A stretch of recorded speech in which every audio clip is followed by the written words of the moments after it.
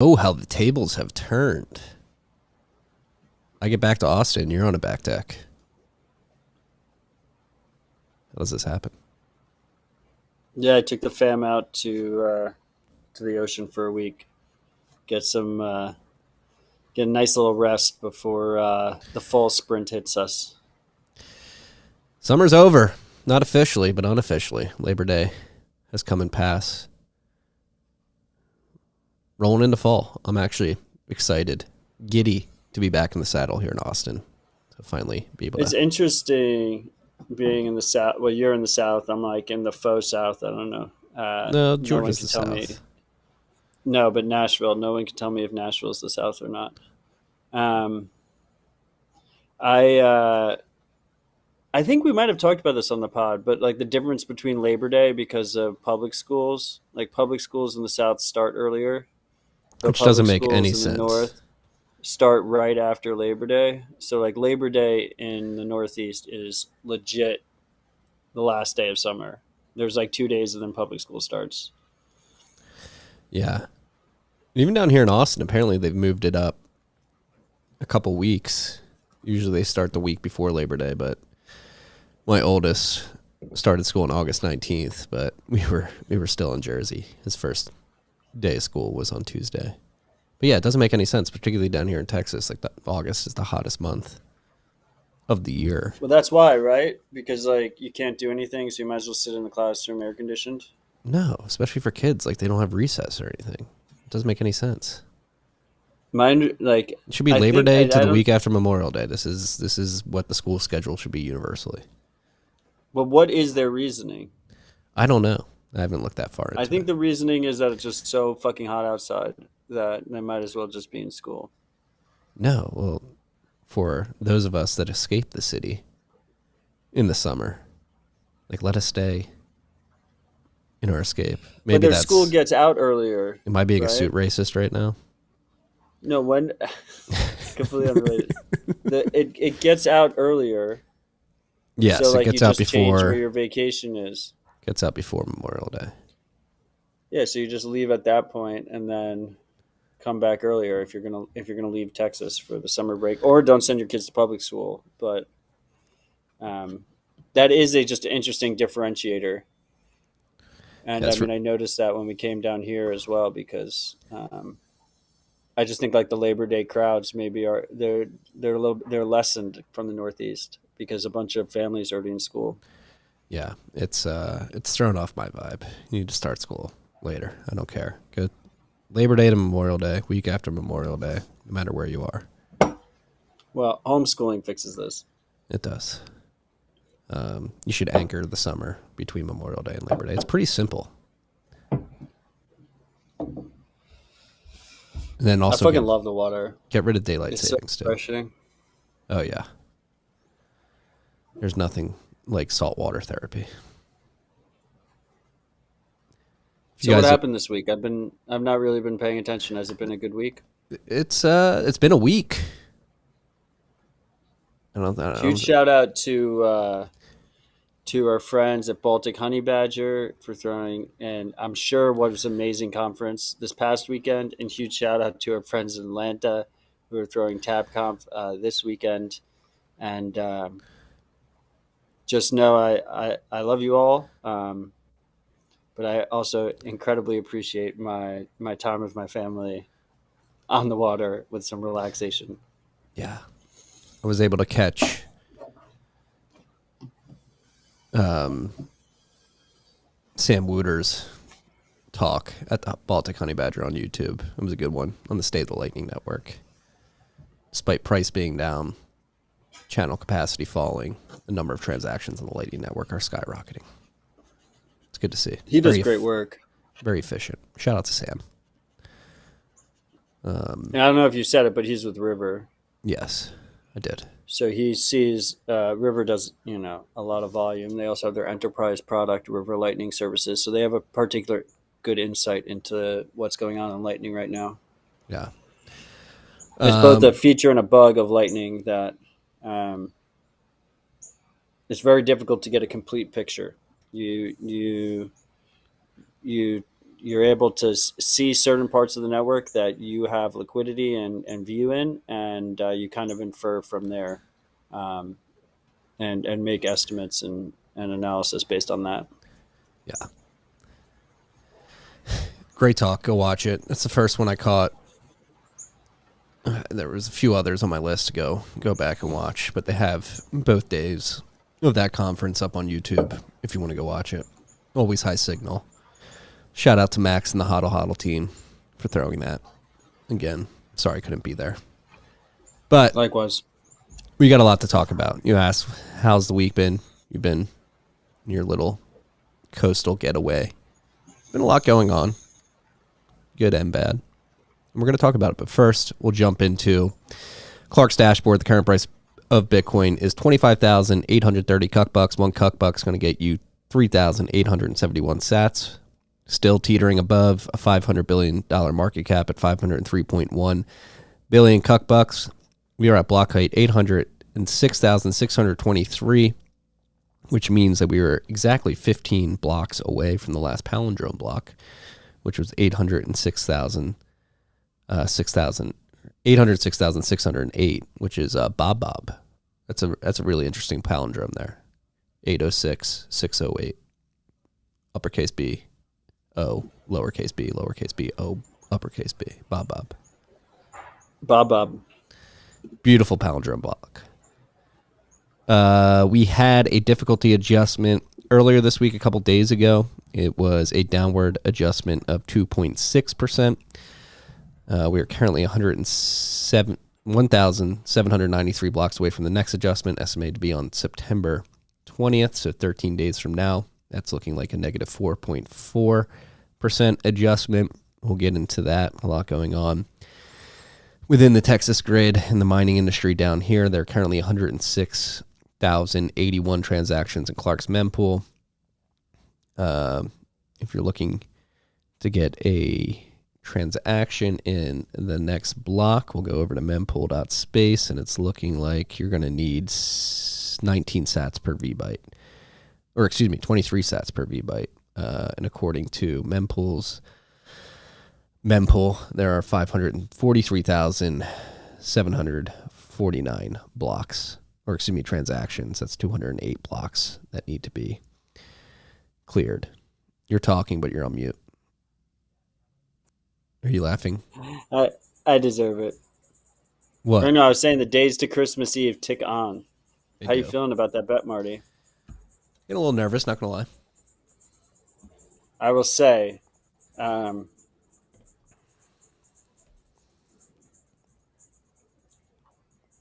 already consider it an emotional win against everyone who is talking shit against me about mempool's clearing, regardless of what happens next. Okay. Duly noted. Every time I go to send a transaction and I go and check what the current fee rate is, a little smile comes on my face. Okay. It's nice to know you're getting some Schadenfreude out of us. Mempool clearers. Back to the dashboard. There are currently 8,703.3 Bitcoin in unspent capacity in Samurai's Whirlpool. It's unspent value of 224.9 million cuck bucks. That is the state of the network. There's a lot going on. We're going to get to what's going on in the mining industry. Oh, what? Before we get there, what? What do you have to say? We have Mario Sanchez in the comments with a question for you, and he says, would you pull your 401k to obtain Bitcoin? Yeah. Yeah. Take the penalty. This is not financial advice, but take the penalty. Sounds like financial advice to me, Marty. Ape in for my familia. Well, I will not give financial advice, but I will say I do not have a 401k. I don't either. And I have Bitcoin. Yeah. Bitcoin is the real 401k. 401ks are for NPCs. I'll just say that. Might as well just call it a 401 NPC. petition to change the name? Yes. Okay, well, I'm sorry I cut you off. You wanted to talk about the Texas mining grid? I do want to talk about that. But first, I think we start with the broader macro theme, which, Logan, you can pull up the tweet from Sam Callahan that he sent out earlier today. I think this is a good level set for the mining conversation about what's going on down here in Texas over the last 24 hours. What? Wait, Stop what? looking at the chat. No, I'm not looking at. I'm looking at the. First of all, huge shout out to Sam. But I'm just the little line, the blue line on the. We're drawing lines on oil demand charts now. It's TA, dude. You got to TA the demand chart. There's a few things here. So Sam is quote tweeting Zero Hedge. If we go down, pull up the Zero Hedge tweet. So Sam was pointing out demand. Zero Hedge was pointing out supply. And Zero Hedge sent this tweet out of the crude oil total inventory data with the message, it's about to get bad. So obviously the Biden administration has been completely draining the Strategic Petroleum Reserve. And as you can see from this chart, it doesn't seem like the domestic production is really picking up. It's actually falling and reaching critical levels if we're doing TA. It's falling back to end of 2022 levels from production. And then on top of that, last week we had OPEC Plus come out and announce that they're going to continue their supply cuts. And so the supply side of the oil markets is becoming more and more strained. And if you go back to Sam's tweet, when he was essentially what is this line? That line's just pointing to the productions back to end of 2022 levels. I think the red arrow gives you more engagement. But then I think it's all the supply is coming off the market and more is not being brought to market, but demand is still rising. It's breaking through the technical levels that Sam has in this chart. I don't think Sam made this chart. He's sharing it from somebody else. Okay, well, it looks like, correct me if I'm wrong, it looks like oil demand is designed to increase forever. Yes. And then it looks like supply is down. Yes. It looks like oil demand is getting back in line with its growth trajectory pre-2020 lockdowns. Obviously, you have China, which is driving a lot of demand. India is really trying to bolster their economy and build that up, so they're going to be using a lot more oil. Here in the U.S., we still need it, despite the fact that we have an administration that is trying to deny that fact and actually rolls into the other tweet I wanted to share before we get into the mining conversation, which is the Biden administration came out this morning and announced an executive order that they are completely rugging leaseholders for the companies that have taken out leases up in the Arctic around Alaska. And so we have a situation here in the United States where the WTI crude supplies are historically low. The SPR is completely drained, and the Biden administration is canceling all remaining oil and gas leases issued under the last administration in the Arctic. What are they saying? Refuge. Proposing to protect 13 million acres in the Western Arctic. So that's up by Alaska. There's more to do, but we're taking action to meet the movement for future generations. To meet the moment for future generations. So, do you think Biden keeps his ad revenue when he tweets, or does that go? I don't know. Maybe he's got 5 million views on this one. It's just hooked up to Zelensky's Stripe account. Just goes straight to Ukraine. You know, innovation. But, yeah, we have this. I would define it as a controlled demolition of our energy sector, particularly oil and gas here in the United States, globally. So do we know how that works? Do we know how that works with the leases? What do you mean? Like if they just rug, they can't drill. You have a lease, so you get a lease. So like you've installed wells and shit. No.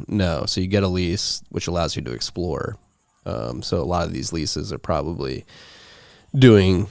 Some of them are probably drilled already. Others are probably doing the geological research to essentially determine where they're going to drill, what's going to be the highest probability of actually producing oil, where that would be. And this process takes a lot of time. And so under the Trump administration, they opened up leases in Alaska, and I guess people began taking out those leases. Again, it takes time. You got to do the geological research. You got to get the money to actually get the capital to go drill. Then you got to find the drilling team that can do this particular type of drilling in the oceans, and then you got to go do it. So that takes a lot of time. And I imagine, I don't know the exact state of the leaseholders in this particular region, but I imagine a lot of them have put a lot of time, effort, and capital into beginning to drill and just got rugged this morning by the Biden administration. So some of them presumably like already have wells, and then that's all worthless. Yes. A bunch of destroyed capital in time. So yeah, I think there's a controlled demolition of the energy sector here in the United States, particularly oil and gas. It's being attacked, which rolls into what's going on here in Texas, the oil and gas capital of the United States. Here,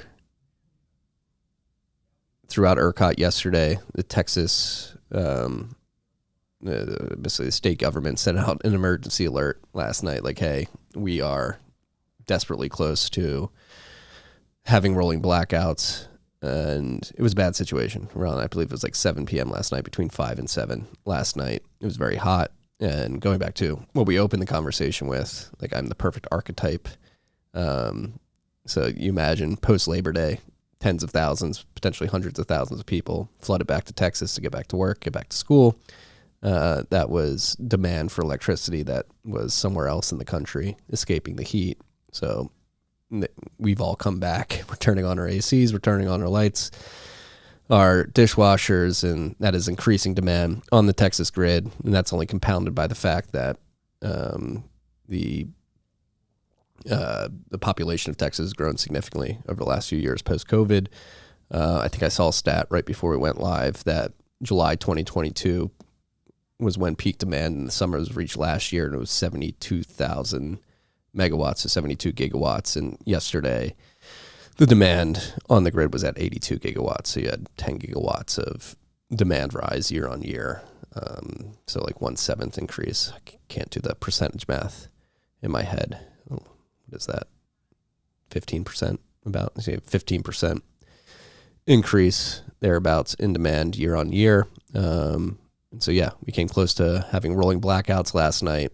Luckily, there's a lot of miners like Iris and Riot that are engaged in ancillary services, demand response, and they were able to respond within seconds to turn off their machines and send that electricity back to the grid to make sure that we didn't have blackouts. And this is where things get interesting, because this is happening only a week after Riot and Iris particularly announced their Q2 financials, or maybe it was even their July financials. Maybe they're doing month-on-month disclosures, and they were bragging about the fact that they got paid tens of millions of dollars for participating in these ancillary services. So when Riot, Iris, and others that are engaged in demand response turn off their machines, they get paid by the utilities companies, by ERCOT, for providing that service. And they get paid more than if they were running the machines and mining Bitcoin. Yes. And so, like, pull up the tweet from, let's see. Significantly more, I believe. From Daniel Roberts, who is, so Daniel Roberts is the co-founder and co-CEO of Iris Energy. And he tweeted this out yesterday, funnily enough, at 2:50, so only hours before we had these rolling blackout scares.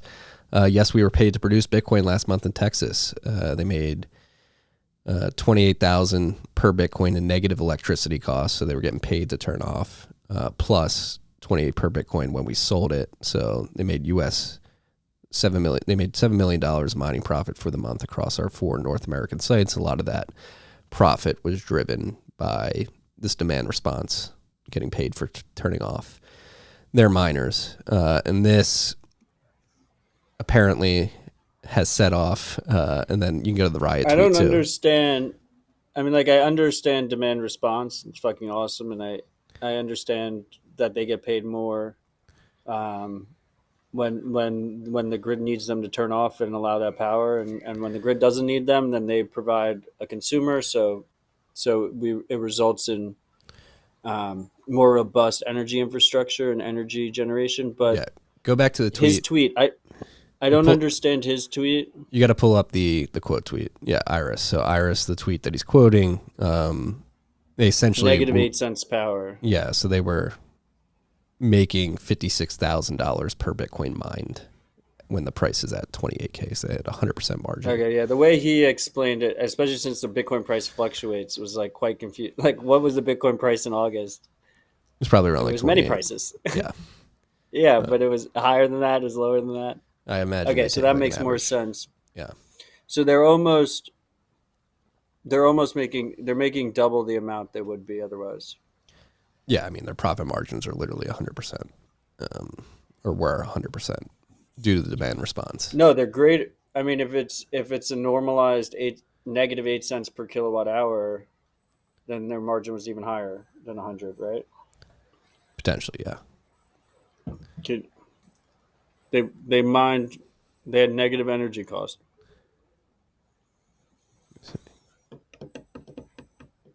Yeah, they had negative energy. What that means isn't that Bitcoin miners are bad. What that means is you need more energy generation capacity in Texas. Well, okay. This is where the conversation gets interesting. Pull up the Riot tweet. Riot was essentially doing the same bragging, like, hey, Riot had another strong month in July amidst some of the most challenging operating months of the year as temperatures in Texas have soared. And if you go and we don't have to do it here, but if you go into the press release, they essentially explain the same thing that Iris explained, like we made a shit ton of money. Do it, Logan.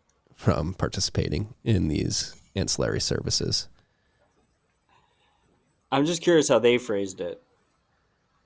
Yeah, so, now you're going to make me pull it up. You're really all over the place. Demand I response. wanna let you know Demand you're all over the response place credits. today. See, there you go. I kind of like this. Yeah, I'm on vacation, but RHR must go on.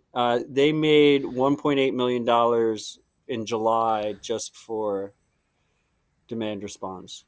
So they turned off their miners, and they were paid $1.8 million for turning them off. Yes. But you have to subtract what they would have made mining the actual Bitcoin there, I guess. Yes. And then we can pull up the newsletter I wrote last night. And we really just need to focus on the tweets that Pierre sent at the top of the letter. And so what happened yesterday was, again, it's insane down here. Wind has been shitting the bed all summer. So that's why we ran into this demand supply imbalance. You had wind not producing anywhere near its total capacity.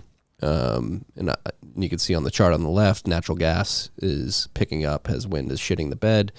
So you had that happen, and then these problems all happened. I think it was 7 p.m. to 9 p.m. actually when the sun went down. So you had wind not producing, and then you had solar completely falling off a cliff because the sun does what it does every day. It's set, and you're not producing solar power when that happens. And so you had the situation where everybody got home from work, they turned on their ACs, they turned on their TVs, they did the dishes, and you had wind not producing any power, and you had solar completely falling off a cliff, and that's where you had demand almost exceed supply, and we had the threat of blackouts.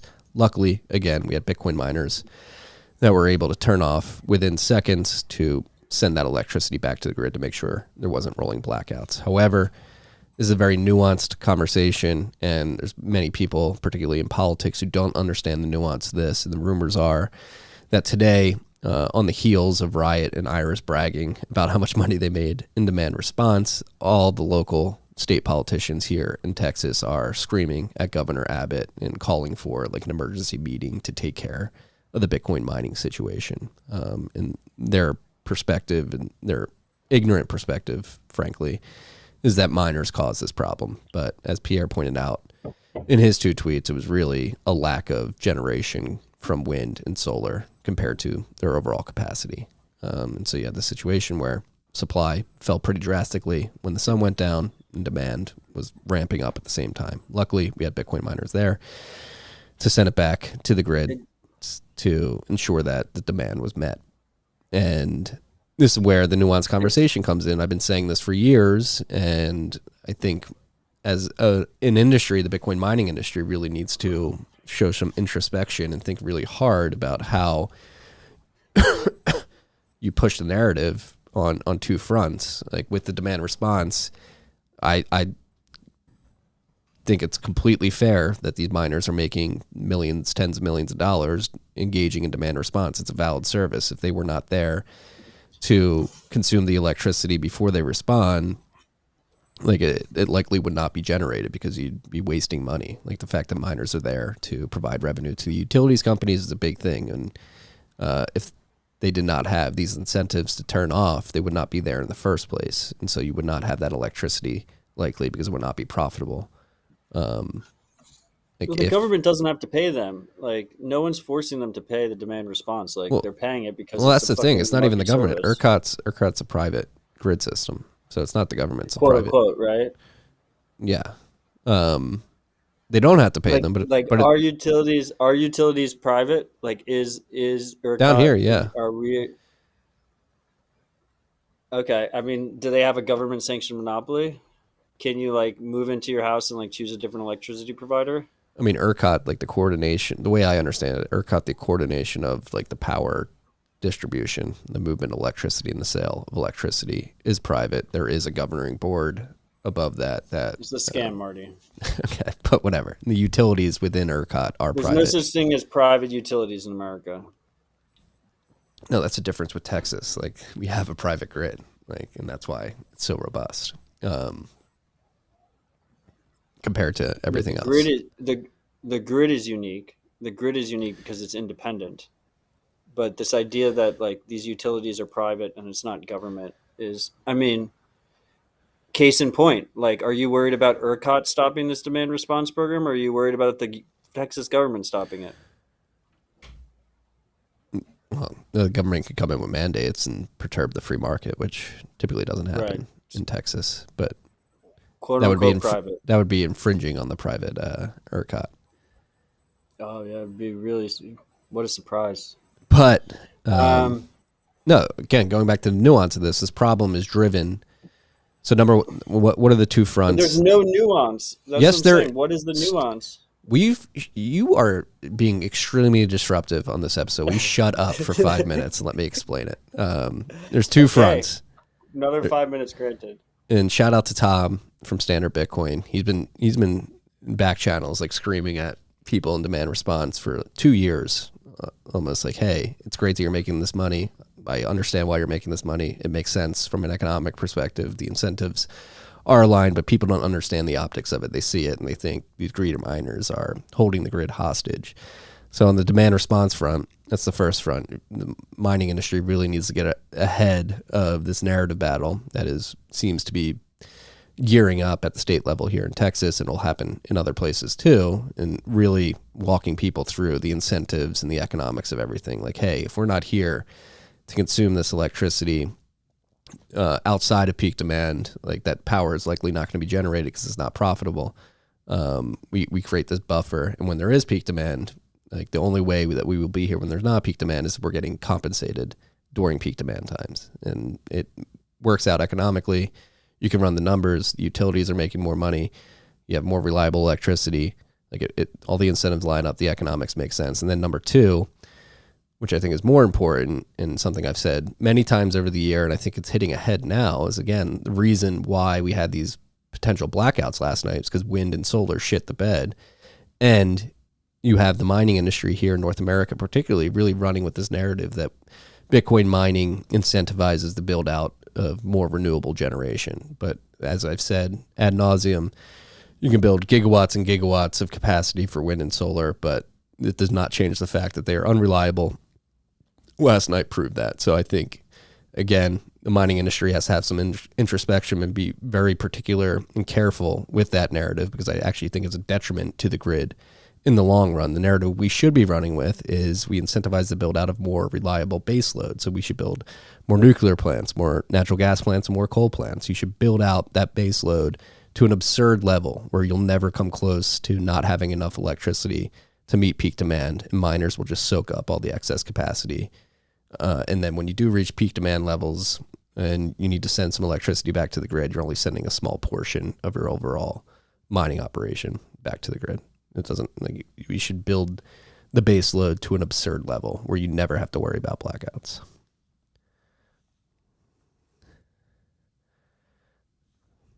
Disruptive Matt is a precursor to Caps Odell. Is Caps Odell coming out? So if your energy costs are expensive, you should generate more power. Essentially, yes. But that's the problem. The solution to generating more power here in Texas due to the renewable energy credits and the subsidies is unfairly tilted towards the expansion of wind and solar projects when it should. And it's pricing out natural gas, coal, and nuclear projects from even getting off the ground because they can't attain liftoff because they don't have the subsidies. Right? No, it doesn't fix itself. It fixes itself if the subsidies are removed. Well, no, I mean, it fixes itself when like people don't have electricity or they're paying a shit ton of money for electricity and they don't want to do that anymore. So that they actually like produce cheap, robust, reliable energy. Yeah. To get their electricity costs down. Yeah, but then you're battling a federal government that is actively demonizing these reliable baseload sources across the board: natural gas, coal, oil, and nuclear.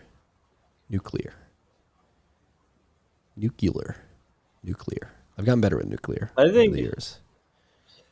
Look, I mean, I think it's frustrating, but I think it kind of just works itself out.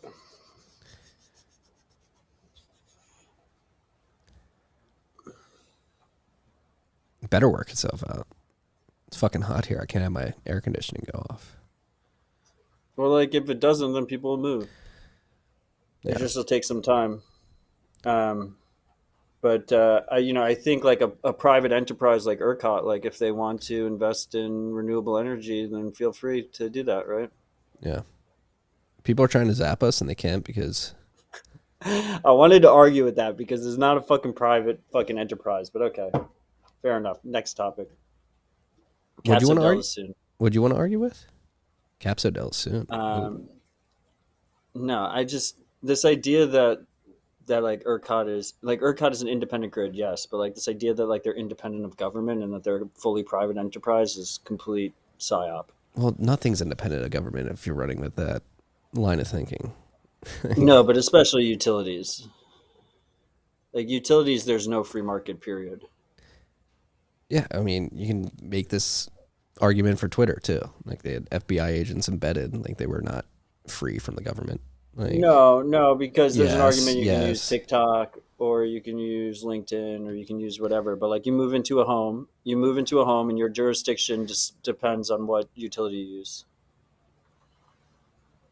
This is the problem across. Like actually, Texas is a little bit unique in it because they let very unique in it because they let their rates float. Their end user consumer rates float on relatively a free market, while other places will just straight up black out and not raise your prices. But like one of the overwhelming issues we have with utilities in general is we have scarce resources, whether that's power generation or whether that's fresh water, and we're not charging market rates to end consumers. So the market doesn't actually have an ability to work itself out in terms of consumption. And that's because utilities are not really private entities. No, the utilities are like when utilities are more private. Like the utilities are more private than ERCOT. Like it works like ERCOT is the closest to the state, and then below them you can have utilities pop up.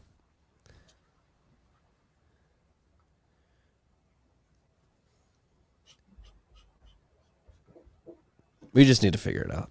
This energy policy is killing our grids. It's going to kill people.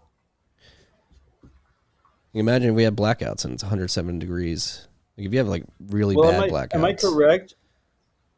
Am I correct that end consumer rates, like if you have your air conditioner on yesterday, like you were getting charged more money? Yeah. Like how much more? Do you know? I don't know. You'd have to look at Like, what's your base kilowatt hour is like 10 cents, 8 cents? around there. But it Like, could spike if up to it's a like normal 40. day? Holy shit. So, like, people are probably already, I mean, in the winter, people die for sure because they don't have heat. It's harder to die than the opposite, but it's been pretty hot down there. I mean, there's probably deaths already happened. Yeah. Deaths Don't. definitely happened in the winter when the Great Freeze happened. Remember that? Yeah. Right when I moved here. Thank God I had a natural gas stove. I could still cook bacon and eggs. Well, anyway, Bitcoin fixes all this shit, but it's just going to take a little time, and government will get in the way, Yeah. delaying everything. Well, that's my biggest worry is that the industry itself is going to get in its way by like running with this narrative to appease these insane governments with the renewable build out, because that's what's happening down here. All these miners are going like, But hey, it does incentivize renewable build out. yes, because the subsidies exist. No, it incentivizes all build out. It incentivizes power generation, period. No, because of the subsidies, like you get, like you drop like your overall capex and it makes the numbers work. Whereas like if you were to mine on a solar or wind farm purely and not have interconnect Yeah, but with I'm like saying natural all gas, else equal. all else equal, it doesn't make All any else, sense. all else equal, mining provides incentive for novel power generation that might not make sense otherwise. No, but for wind and solar, it doesn't make sense at all without the subsidies, because if you're a mining operation, you want to be running 24/7. And as we just saw, like the wind doesn't blow in the summer. Shocker, it gets really hot out because the wind's not blowing, and then the sun sets every day. And so like if you're mining on a pure wind or pure solar operation, like you're not going to have 100% uptime. Like the only reason these mining operations that are using wind and solar and they're running with that have the ability to get 100% uptime is they're also connected to natural gas power plants as well. And they have this lower blended cost because of the subsidies for wind and solar and the renewable energy credits.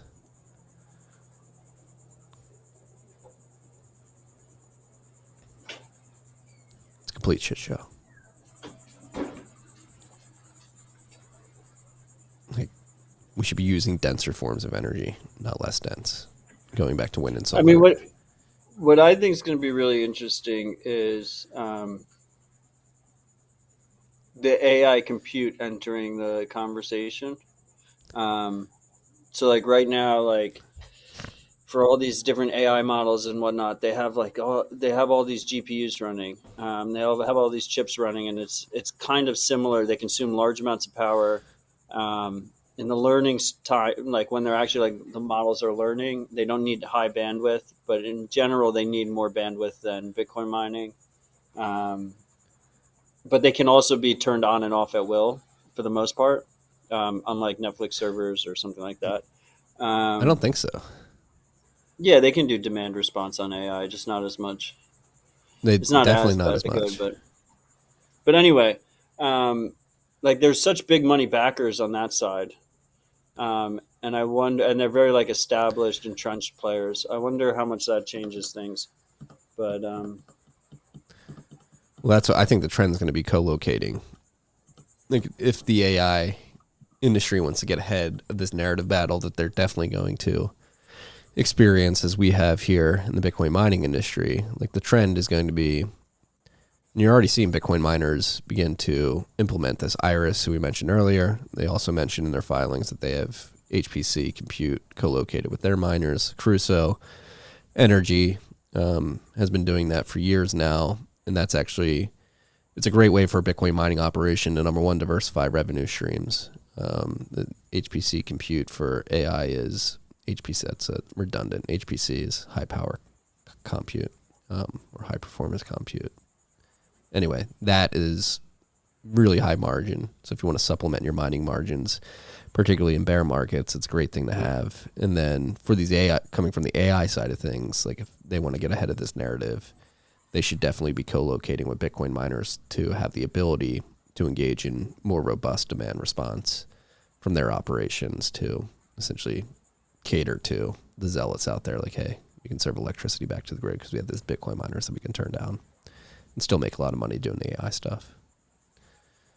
Yeah, so I mean, in practice, it's obviously not the same, but it's similar. And I wonder those people coming into the conversation, how that changes things.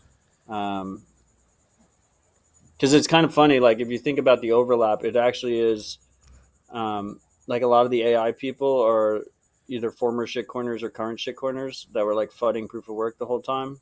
But that now they need like their own variety of that. So there's like a whole group that like not only is now incentivized to pressure their lobbyist friends and whatnot, but also they were actively, a lot of them were actively anti-Bitcoin mining. So they've flipped. It's kind of interesting. It should be interesting to see how it plays out. So I want to go back, Marty, just real quick. Like, so forget America for a second. You think there's no like place in the world where without subsidies that like there's a solar energy operation that is profitable just because of Bitcoin mining? Like in the deserts of Saudi Arabia or some shit? No, because the sun sets every fucking day, and then you have to supplement that with battery infrastructure, which is extremely expensive and not anywhere near. Why would they need to supplement it with battery infrastructure? Because you can't store the energy overnight if the sun's down. Yeah, but you don't need to. You're just mining, like an off-grid operation that was just mining Bitcoin. You can't mine overnight without the batteries. The sun is not producing energy. Yeah, so you just mine during the day. Yeah, which doesn't make sense for a miner.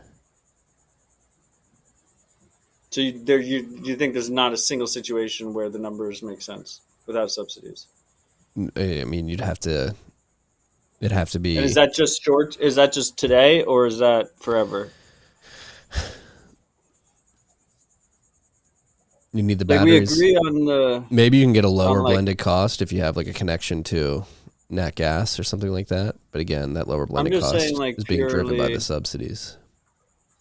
No, I'm saying no subsidies. Like I think we already agree on like the hydro front, right? Like, yeah, hydro makes a ton of sense. That can produce 24/7. Like the micro hydro that's happening in Africa or whatever. Yeah. Like it just would not be like you're able to make money off of that in places where you just wouldn't even generate any power. Yeah. And it's stranded. Yeah. And like geothermal in El Salvador. Makes sense. Again, because these are reliable sources. Somewhat reliable. I mean, we saw in China that you had the great migrations of miners from coal plants to hydro plants during rainy season. So outside of rainy season, the hydro there wasn't as reliable. But there are areas in like Paraguay and look what Liz is doing in Kenya. Like there seem to be reliable sources of hydro energy. I just think like we're not like quite there yet, but there's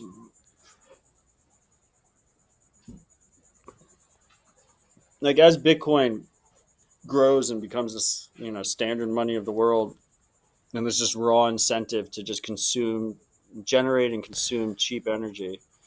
Like there's just going to be some like crazy people, like they're crazy stranded projects that like I don't pretend to like comprehend. Yeah, it all comes back to reliability. So geothermal, hydro, definitely more reliable than wind and solar. And then you think about it, like you're not going to spin up. Again, the battery CapEx is going to be way too much, in my opinion. I could be wrong. I'm pretty sure I'm right. I just don't know why you're using batteries. Because the sun goes down, and so you build out your solar farm to a certain extent where a portion of it's mining Bitcoin during the day, and then the other portion of it is charging the batteries. You're better off just adding more miners and just mining during the day only. No, that doesn't make sense. The energy efficiency of the batteries doesn't make any sense. Yeah, but then it doesn't make sense to only mine for half the day because it extends your payback period, and then you're racing against the rest of the world that's plugging ASICs with reliable energy sources that can mine 24/7 and push up hash rate and eventually make your payback period never. I think the argument that like the concept of renewable energy is a psyop and like your argument of like wind and solar is that is not renewable, and it's just like this idea that is called renewable is ridiculous. But I just firmly put myself in the camp of Bitcoin incentivizes more energy generation, more efficient energy generation, and in all different scenarios. Like, Look at what you just like said. the stranded stuff is crazy. Look at what you just said. More efficient energy generation. Wind and solar is not efficient energy generation. It's very inefficient, very unreliable. I completely agree. It will incentivize more efficient build out. Should be nuclear, should be nat gas, should be coal, hydro, geothermal behind those three. That's the problem with, like, I agree. They're not renewable either. The front end of the supply chains are very dirty. They're not reliable, which makes them inefficient. It's not sustainable without subsidies. Noted. But everybody's been psyoped into running with this narrative. The Bitcoin mining industry, if you're out there, stop running with this narrative, because it's gonna destroy the Texas grid. Or again, because these subsidies are pricing out. What is going? These subsidies are pricing out the construction of reliable baseload sources like natural gas, coal, and nuclear, because they simply cannot make the economics work because they're going up against a highly subsidized wind and solar industry. And from a capital allocator perspective, it's like, I can't invest in this nat gas plant when I'm going to get all these subsidies over here. I have to go build the wind and solar farm to justify. It's the only justifiable action I can take as a capital allocator investing in these projects, because the subsidies are too sweet. Yeah, I mean, fuck subsidies. I can agree with you on that. We should just get rid of subsidies across the board. Yeah. You probably couldn't buy this kind of panel. Muni on Zap.stream. As of 2022, the world record for solar cell efficiency is 47.1%, set in 2019 by multi-junction concentrator solar cells developed at National Renewable Energy Laboratory. Yeah, so like the peak efficiency is 47%. It's laughable. You have 100% efficiency with nuclear and natural gas. Unless there's like a pipeline freeze or a sensor going down, which happens rarely. And you can prevent that pretty easily by weatherizing your systems. Uh-oh. Okay, whatever. Next topic.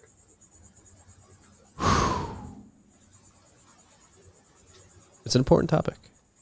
Bitcoin mining can help. It's a very nuanced discussion. Btrust acquires African Bitcoin talent development from Qala. It's pretty big.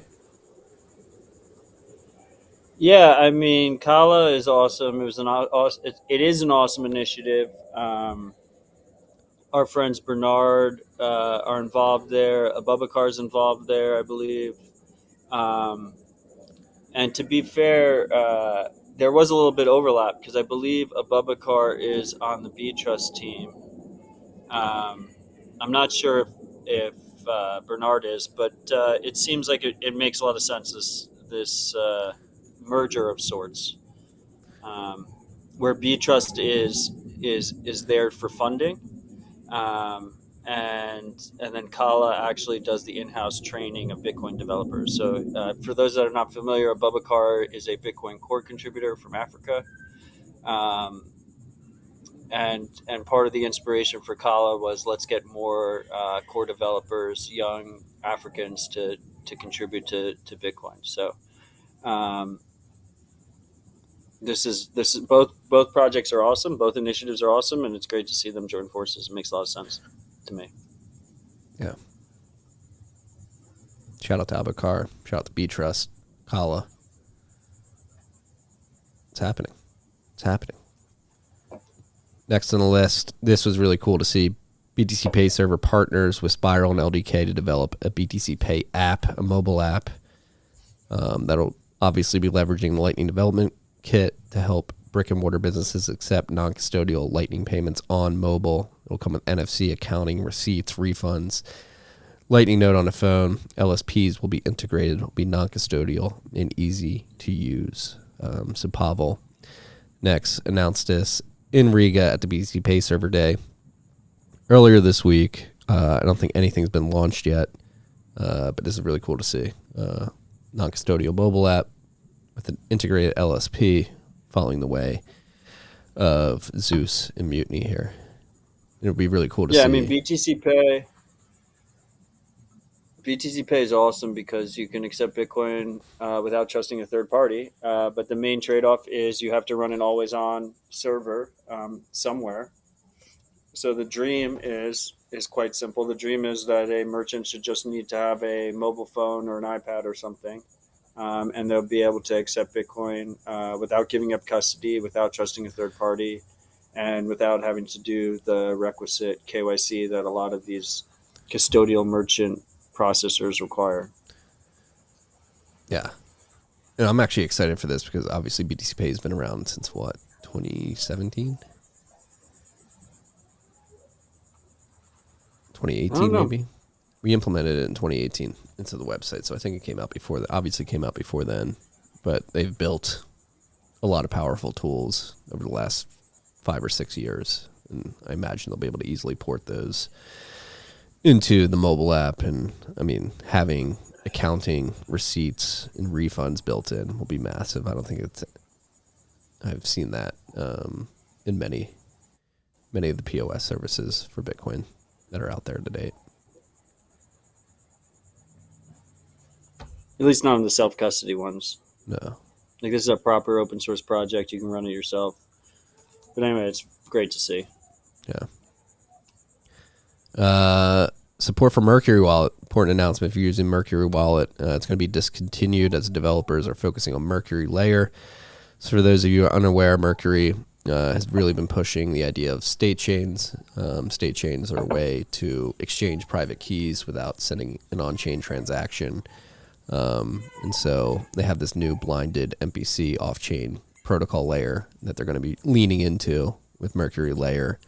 And so they're going to decommission the original Mercury wallet. And so those services remain available for 3 months from this announcement, which is the duration of the state chain. So look out for a production release of Mercury Layer later in Q4 of this year. State chain's interesting scaling solution that really isn't talked about as much these days. I think my understanding is that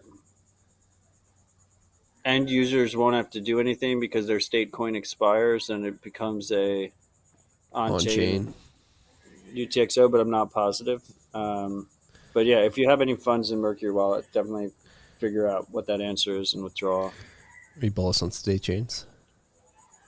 State chains are interesting because they're not custodial if the state chain operator, or at least state chains as Mercury has implemented them, they're not custodial if the state chain operator is a good actor. So it gives them regulatory protection, but they're not. They can still be rugged. Like the state chain operator can be a malicious entity and can be one of your peers at the same time as they're running the state chain, and they can cheat you. So it's an interesting trade-off balance. It's not, it's there's an element of trust there, but the fact that they can argue, at least from a regulatory point of view, that they're not custodial, gives them some protection, at least on like the KYC side. Yeah. It's a very unique scaling solution, like being able to move, exchange private keys without moving UTXOs. Again, in a somewhat trustless way, or trust. You have some trust in the setup. A trust minimized way. Yeah, trust minimized way. I can see it picking up steam, especially if mempools don't clear. Yeah, I mean, it should be interesting. I kind of like the idea of them going for like the straight up L2 approach, and we'll see how it works out. More options, the better. How does the denominations work? Are you able to put any size UTXO, or they have denominations? No, it's set denominations. Yeah. That makes sense. This is big news this week. Talk about good news You from can the think of them as It's like they're coin swaps, right? So like Yeah. you can imagine you have 10 million SAT token, I have a 10 million SAT token, and we exchange the token. Yeah. Our Sats cards, state chains. They're physical state chains in a way. No. Bearer instruments. Just pass it along. It's funny you said that, Yeah, I Carlos. mean it depends. If you use the Sats card, the default QR code that's on it, then maybe you could compare them. But if you generate your own, the next 9 addresses, if you generate an address yourself, you don't, Coinkite can't rug you. Yeah. Or at least it's much more difficult for Coinkite to rug you. Shout out to Coinkite, sponsor the pod. No, it's funny you brought this up, Carlos, because before I came in, I had my wallet out there on my desk. And I thought maybe I might need my wallet to pump the Sats card because I have a bunch of them in there. And I didn't bring it in, so I can't pump it. Like do you understand, Marty, like what the risk is of, it's like, so like if let's say you're Mercury Wallet, right? And so you're running the state chain server, and then you're also the person I swap with, you can steal my money in that situation. Or to be the other way around. So it's not like If you're running the server setup. and you're sending it to somebody, you could rug that. Yeah, as long as if your counterparty in the state chain is also the operator, they can rug you. If your counterparty, the sender, right, they can rug you. Whoever you're swapping with. Well, why would they rug you on the receiving end, the receiving Bitcoin? What do you mean? Like, why would a coordinator, if they're receiving Bitcoin, rug somebody? How could they? They're getting the Bitcoin anyway. What's the rug? I mean, you could swap a private if you're because so Mercury Wallet allows coin swaps, so you're swapping private keys with people, or you can send them the coins you have or whatever. If they're on the receiving side, like you can't get rugged from something you're sending to someone else. Yeah. But if they're a swap participant with you, or if if they're a swap participant with you, they can rug you. If they're going to send you money and rug you, I guess they could, like a double spend. You send them a product after they send you money, they could rug you there too. Yeah. But like a lot of people use Mercury Wallet as a privacy tool, right?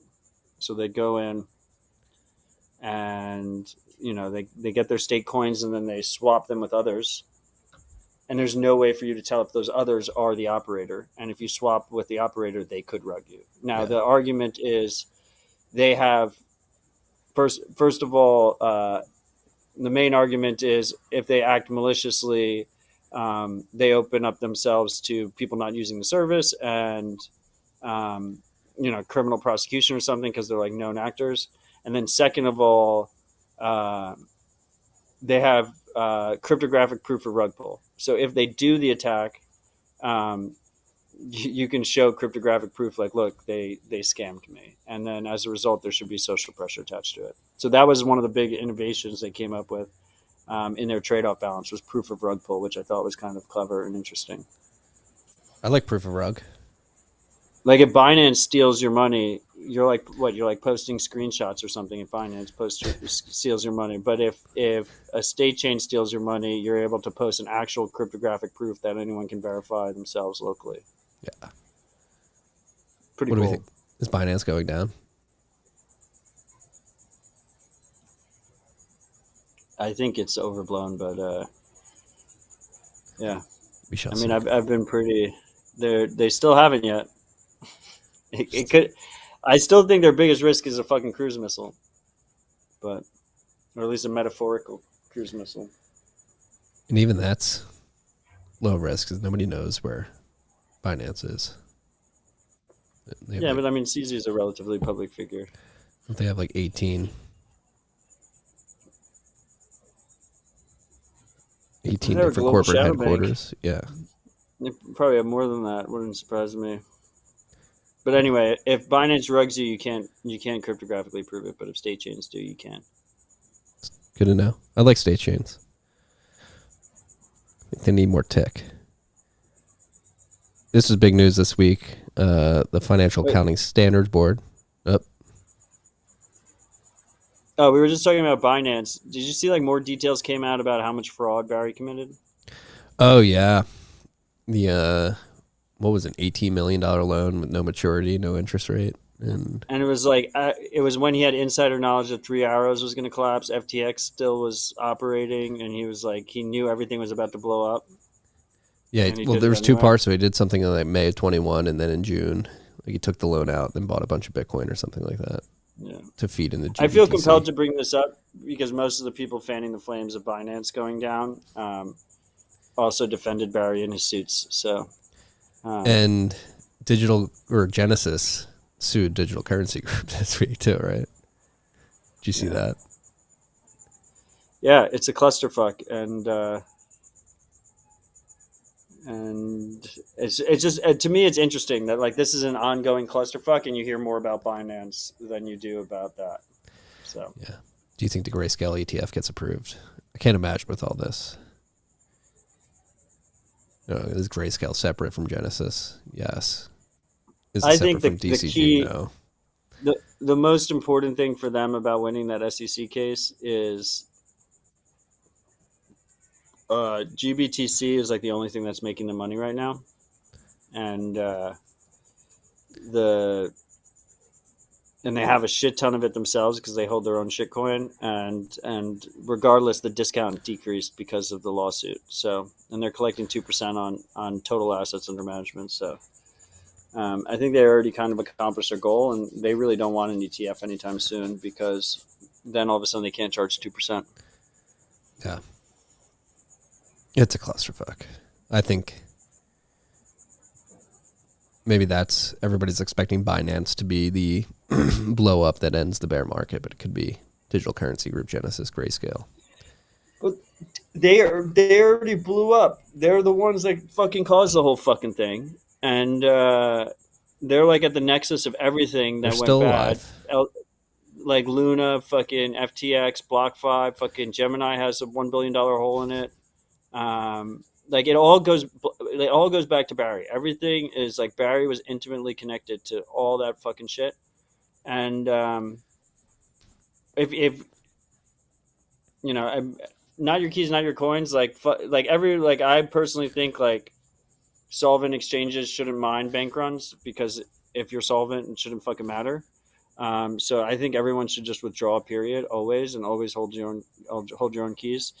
But if we're going to talk about Death Watch, and you're going to make comparisons to Machinsky or BlockFi, which I think CZ is a whole different character. Like, there's no strong comparisons there. Like, why are no eyes on Crypto.com? Like, why aren't people fighting Crypto.com?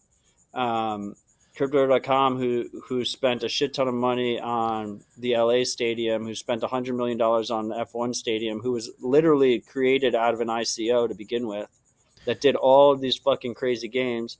And I think the argument is Crypto.com doesn't threaten the U.S. financial hegemony. Like Crypto.com doesn't threaten BlackRock's control over Bitcoin. So they're not being called out. But I can't. To me, it's amazing that Crypto.com still exists. I mean, Crypto.com has a lot of the parallels to FTX. Like exchange token, crow token. I think it's like really comparable to Celsius. Yeah. Like super comparable to Celsius. Yeah, I haven't heard about Crypto.com in quite a while. They've sort of skated under the radar. But yeah, they have that LA Stadium, F1, they're a sponsor of the UFC. They spent $100 million on a year of F1 sponsorship. And do you know anybody that uses Crypto.com? Like, what is their user base like? I don't know a single person. Neither do I. They have great SEO though. Like people want to buy crypto, they type in crypto.com, right? Yeah. Maybe there is a large user base that we're just not connected to at all. It is a bummer watching the UFC and having them seeing them having to shill crypto.com every fight. They're everywhere. I fucking love F1 and it's all over the place. But F1's also just like inundated. All the shitcoiners are all over F1. Shout out to Bybit's there. BTC Turk holding it down. Kraken's on there. I think Cash App is a sponsor of Team Red Bull. Yeah, Cash App is. FTX was all over there. Yeah, for a while. See, Tom Brady is now a Delta spokesman. The airline? Yeah, I would drop Delta stock. Well, that's scary. I like flying Delta. Yeah, it's a bad sign. Just got the kiss of death from the greatest quarterback of all time. I do like that though. He's like, "Fuck, I need to do something safer." Like, what is safer than like a top 4 airline? I don't know. The airlines are about to strike too. It's like the most neutral sponsorship, you know? Yeah. Fly Delta. Tom Brady does. It's like he could have done like a water company or something, you know, like very neutral. Yeah. Yeah, he should have gone like smart. No one's gonna get angry at like, yeah, Dasani. Like no one's gonna be like, oh fucking Dasani rugged me.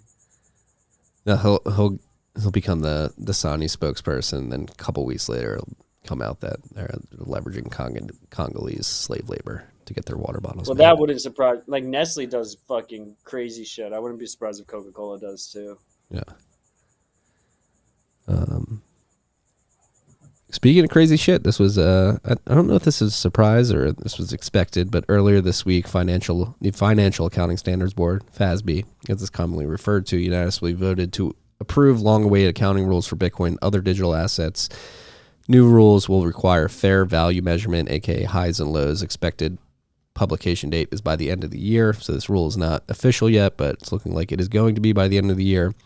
It won't go into effect until 2025, but companies will have the option to apply them earlier if they would like. And I think there are a lot of companies that would like to apply these accounting principles, fair value accounting principles, to their Bitcoin stacks. The way I understand it, these companies have been forced to. How are they forced to account it now? Like where they buy? So it's super fucked up. So this is like the Sailor school of Bitcoiners.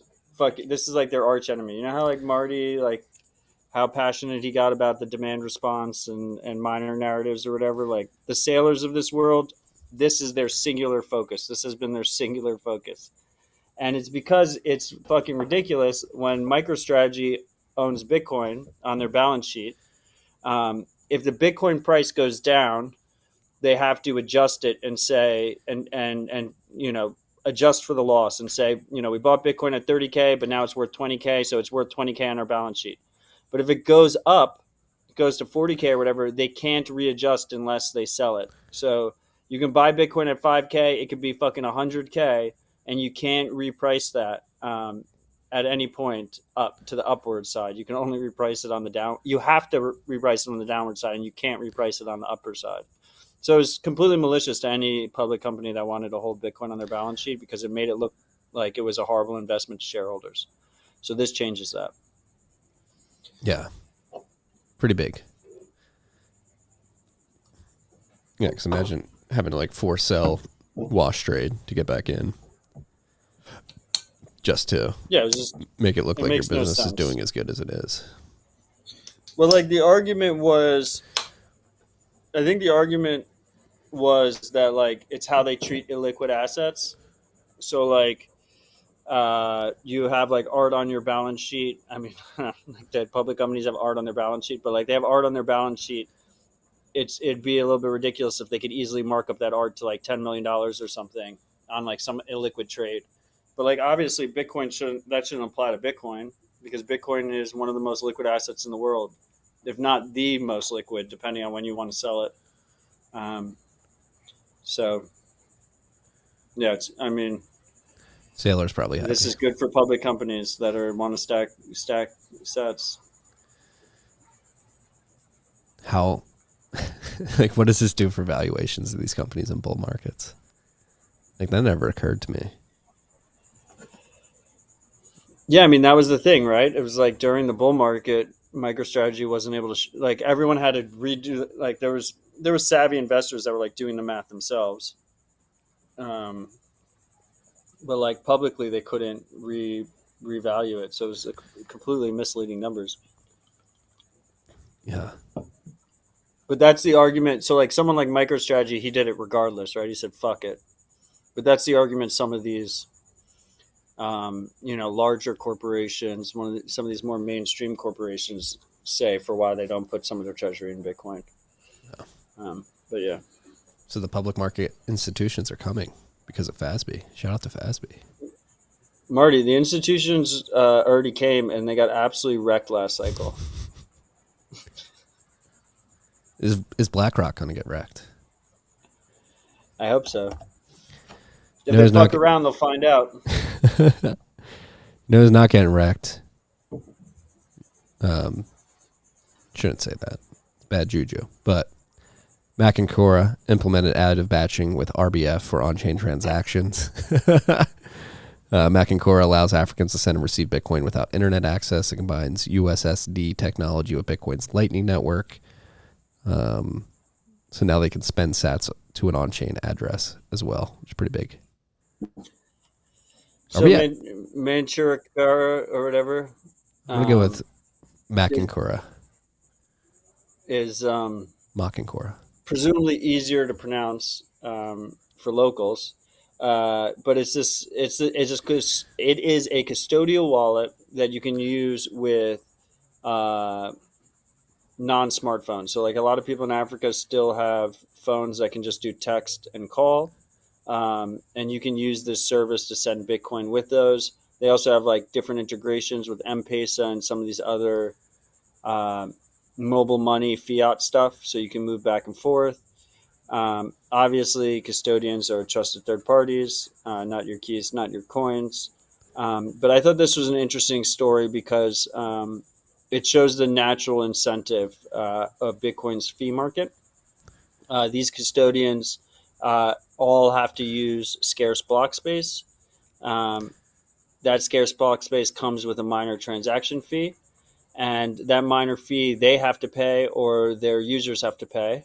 And particularly in parts of the world like Africa, where users are quite sensitive to transaction fees and cost, the operator has a direct financial incentive to make their transactions as efficient as possible. And that's what we're seeing here. There's no regulator that's saying you get these subsidies if you are more efficient with our common good, which is this block space.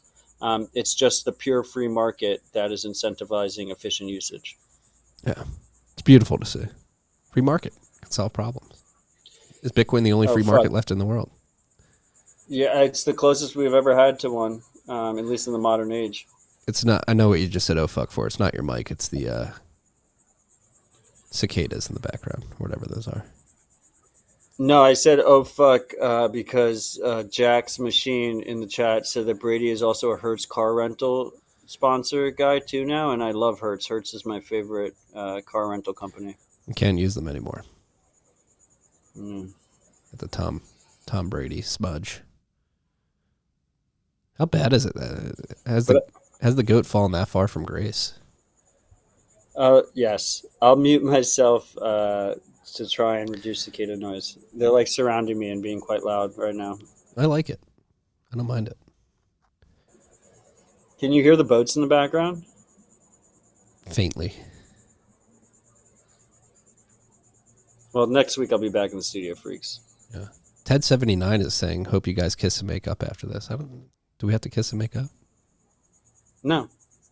Okay. I love you like a brother. I enjoy the arguments. And noisy as fuck bugs. I enjoy the arguments, and I look forward to the told you so's, whether that's from you or from me. Yeah. But life is short. The told you so's keep you going. In like 2 years, 3 years, there's going to be all different told you so's going back and forth, and it'll be great.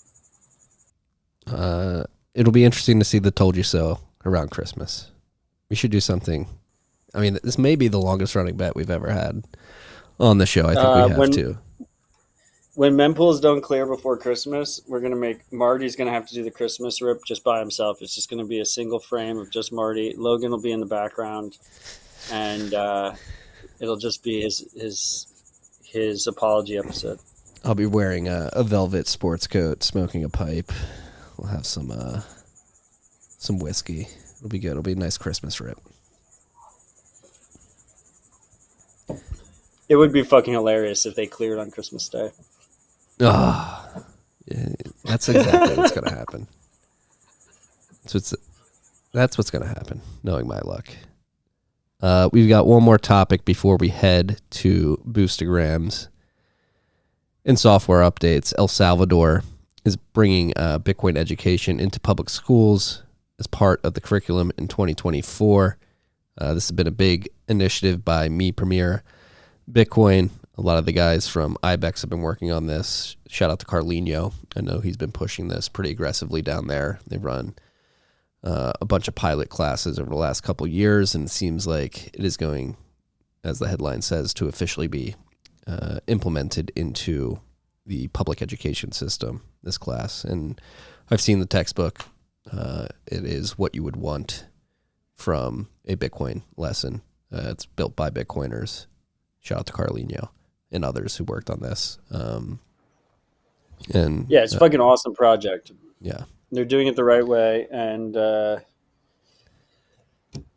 like if you're going to go to a government school, it'd be nice for the government school to teach you about freedom money. So it's great to see. Yeah. We should give a shout out to John Dennehy, too, as the founder of Me Premier Bitcoin. I still think, like, to this day, the El Salvador story is a little bit misrepresented. To me, the El Salvador story has always been a grassroots story. It's a story of grassroots Bitcoin community in El Zonte that grew big and grew successful to the point where their federal government couldn't ignore it, and they had to choose if they wanted to play ball or if they wanted to fight it, and they chose to play ball. And we see the same thing happening with this. This was not the Salvadoran government saying, we're going to create this new Bitcoin curriculum. This was a private organization that decided to just build it out, take some charity money, donations, and build it out and run with it and start teaching classes. And Bitcoiners came from around the world to teach classes. And then the government couldn't not pay attention to it and brought it into their curriculum. That's how we win. We win from just neighbors helping neighbors, people standing up, working together from a grassroots level until we can no longer be ignored. Taking initiative. Rob Hamilton had a great message and lesson when he was on TFTC a couple of weeks ago. If not you, then who? If you see something that needs to be built, whether it be a mini script implementation or a grade school level Bitcoin class curriculum, go pick it up. Go do it. If not you, then who? Don't wait on somebody else to do it. Shout out to the Me Premier Bitcoin team. Big ups. And again, I've seen the textbook.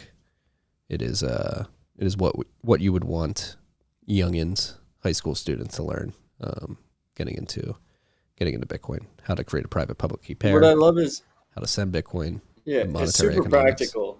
Yeah. It's almost like trade school. It's super practical. Like, what do you actually need? What do you actually need to use Bitcoin? Yeah. All right, we're on to the top 4 boosts from Rabbit Hole Recap 268. The suits are here to protect us. The suits are going to give you a big hug. Such a good name. It's one of our best names for an episode. You need to figure out your node management. First boost, top boost of the week from Cumrocket, 69,420 sats. Reboosting failed sats for Citadel Dispatch. Hope your summers have been well. Peace, G's. Are you using Custodial Wallet for RHR? Yeah, I use Fountain. Yeah. This is because I'm being obstinate about using a custodial wallet. I actually have a fucking direct channel. Like I ZBD runs fucking the custodial wallet for Fountain, and I have a direct channel from ZBD that I like personally requested because their team is awesome, and I still get failed payments, so I don't know what to do. Yeah. The good news, freaks, is if a payment fails, if my split fails, you get the virtue signal of supporting the show, but you don't actually have to pay me any sats. They go directly back to your wallet. So this is best case scenario for you. Do big boosts that just will fail, potentially fail, and then you get to be top of the list, and you don't actually get charged for it. You get the sats back. Matt is immediately going to switch all of his Lightning addresses to custodial services after this. So you can don't just verify. You can check. Bon is in the zap.stream comments, making me read his comment to Cum Rockets boost. Say the line, Marty. Cum Rocket, 69,420 sats. Cheers. Thanks, Bon. At Eric99, 50,000 sats. Stay humble, stack sats. Thank you, Eric, as always. Great advice. At Paez, 5,000 sats. Thank you, gentlemen. Thank you. And at Bon, giving us a boost to 4,567 sats. Is that backwards factorial? 5, 4, 5, 6, 7. Be aware, freaks. Beware. It's also good Great advice. Thank you, freaks. We appreciate the support. We do. Top 4 boosts from last week. If you're zapping on zap.stream, boosting via podcasting 2.0 after the live stream is done. Thank you. Means a lot. Keeps us coming back. Eric99 and Cum Rocket haven't missed a fucking episode in months. And thank you guys. We appreciate it. We love you. These software update sections are getting a bit obscene. That's good. It's a quiet end of summer week, and the list is filled with software updates. This is bullish. 20. We got 20. 19. Last bullet's not really a software update. All right, we'll start it out. Not at all. 10.10.1 iOS version 1.2.5 has been released. It's got non-custodial synthetic USD using DLCs on the Lightning Network. This is really cool to see. I believe 10.10.1 is leveraging Crypto Garage's extension signatures to do DLCs on Lightning. And they've added synthetic USD to their product suite. So essentially taking an equal long and short position to stabilize the value. So if you don't want to take the price volatility of Bitcoin, you want to create a stable US dollar exposure, you can do that now via 10.10.1. They also have Bitcoin lending services, I believe, as well, or dollar lending services using Bitcoin as collateral. Actually, that might be false. I think they may have like trading strategies. Can you take the dollars off the app, or is it just like you just keep it pegged in the app and then you take it out as Bitcoin when you want? Yeah, I was wrong. They're not doing loans. They're doing CFD trading using DLCs.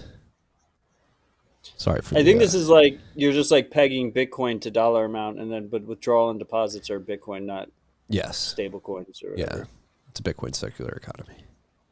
You're essentially going. You're going like 1-1 short on Bitcoin, right? And it creates a synthetic US dollar peg thing. Yeah. Stability pools in the Fedimint protocol are trying to do this. You have Galoy's stable sats, which is using OKX to do their futures trading on the back end to create that stability. And this is just another implementation of this using DLCs, contract for difference, which is big. We've been talking about this for years. It's cool to see it finally implemented. Shout out to the 10.10.1 team. Mutiny Node version 0.4.16 has been released. ZapVeed and Nostr contacts have been added. This is cool. I've been seeing a lot of screenshots. I connected my Nostr public key yesterday, and it's cool to see. It's sort of like a social feed within your Mutiny wallet. So go check that out. Peach Bitcoin. Specifically one that's interoperable, so you don't have to have like a different contact list for every wallet, which is awesome. Yeah. Paving the way there, Mutiny Boys. Peach Bitcoin version 0.3.0 has been released. They open source the code. They have full wallet functionality, group hug, and global south expansion. So Peach chugging along here. Open sourcing the code. Great to see. And they mention it in their blog post. Peach, the company, is still unbanked, getting revenue in Bitcoin, keeping its reserves in Bitcoin, paying its collaborators in Bitcoin. Say collaborators? Yeah. Yeah, I think that's just a little bit lost in translation there. Yeah. Like it's contributors. Yeah, contributors, not collaborating, other than like on the. They pay all they're a proper Bitcoin company. They pay all their bribes in Bitcoin. We kid. Bitcoin. No, Peach is awesome. This is great to see. Yeah. Bitcoin Tribe version 2.2.3 has been released. They have additional border wallet functionality added to that. So this is a multi-sig wallet first, predominantly, right? Yeah. But you can use it in single sig too. Mobile wallet. Has Whirlpool integrated. And we talked about the border wallet functionality. This just improves it a little bit. Yeah. But they have Sparrow has incredibly clean border wallets functionality on desktop, and their integration here, at least from a UI perspective, is very, very clean. I like clean UIs. Logan, what do you think about clean UIs? Squeaky. What do you think about clean UTIs? Put the mic down. Didn't want to answer that. Logan's got a UTI right now. I'm kidding. Is that over the line, Logan? I'm tired. Are you going to call HR? Please don't. Breeze SDK Core version 0.2.3 has been released. It comes with dynamic fee selection according to the LSP and more. Moving along, LibWally Core version 0.9.2 has been released. It's a recommended upgrade. So I assume if they're recommending the upgrade, you should upgrade, and there will be a vulnerability disclosure at some point in the future. Is that a correct assumption there, Matt? Our Zap stream just died Oh. because I didn't top up the wallet.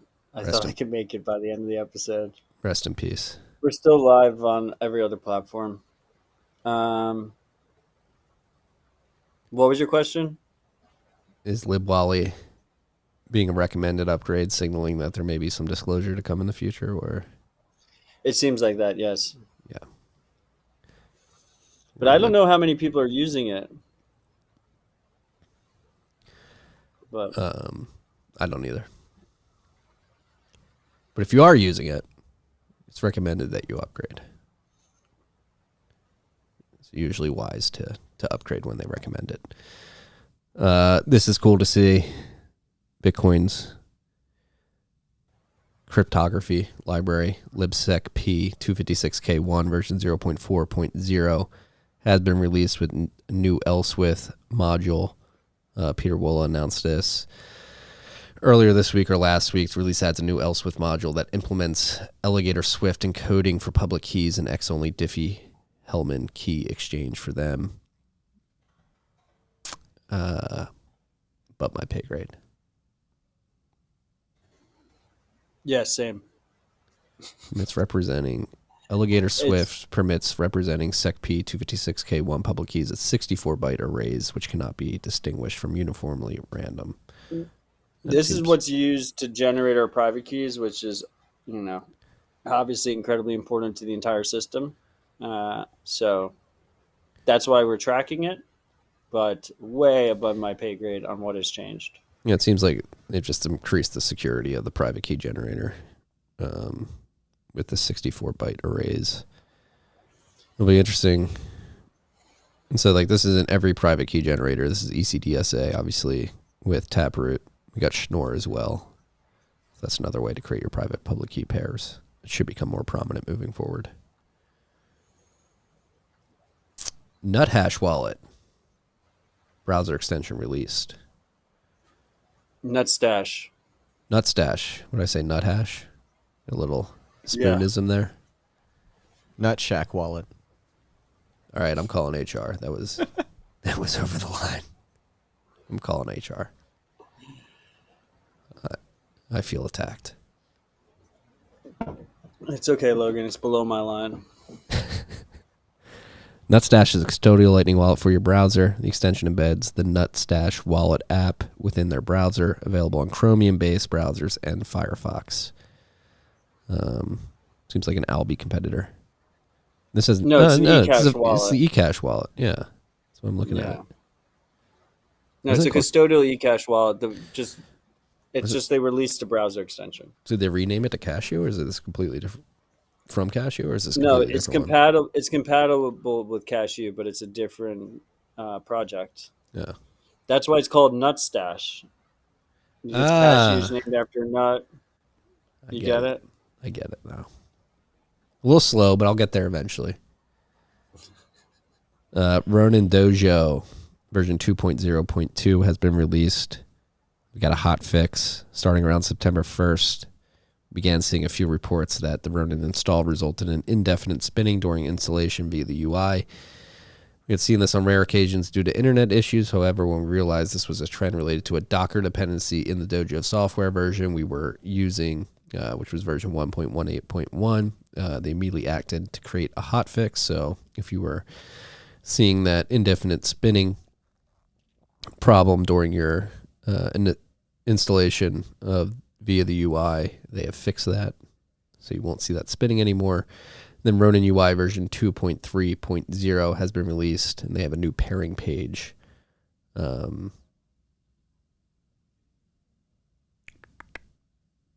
Page will help users to easily choose if they want to pair with their Dojo, Electrum server, and in the near future, Samurai Wallet Whirlpool, making it even easier to use your node with Sparrow Wallet or any other wallet that supports Electrum personal servers.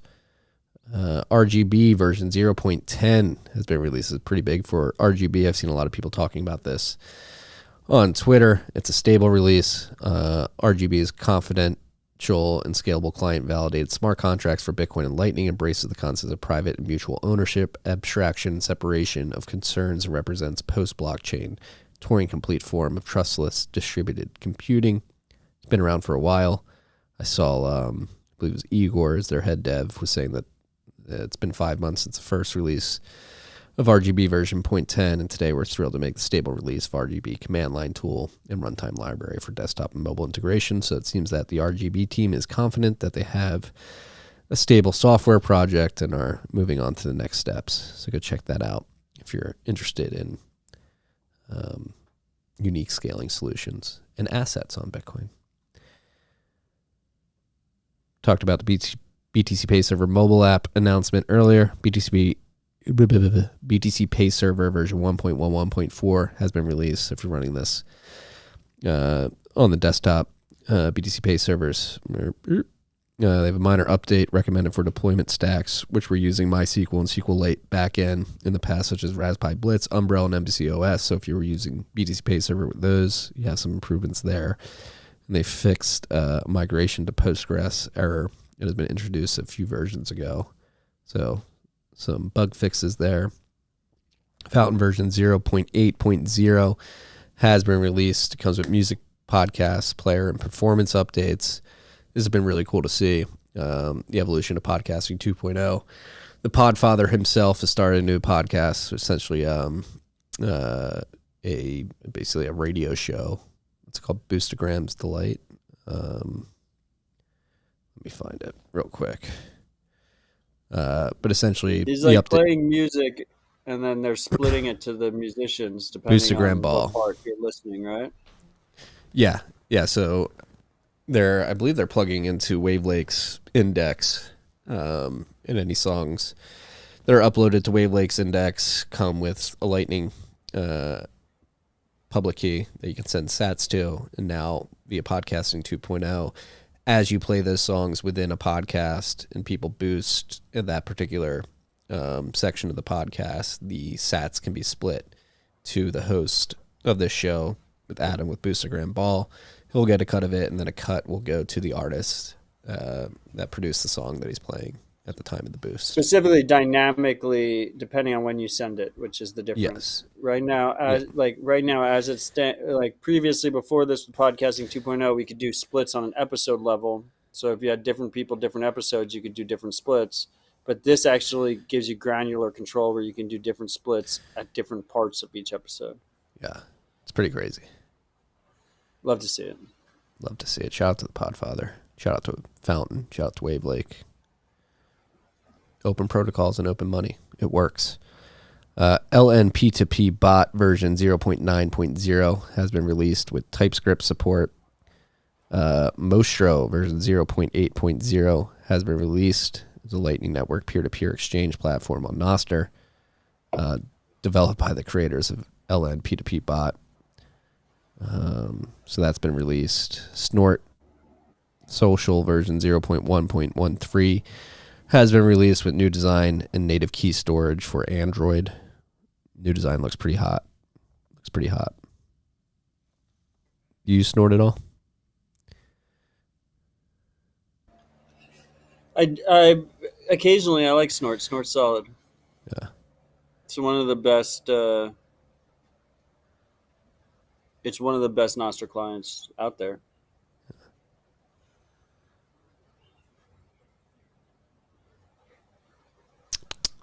Primal launched content moderation system for Nostr. It's been big. I saw a lot of people complaining. I think we talked about it last week, but I just wanted the formal blog post was out, so I put it in the list. But it basically gives you complete fine-tuned control over moderation on the client side, which is exactly what I always wanted to see Twitter do, and it's fantastic to see Nostr clients picking it up there. Yeah.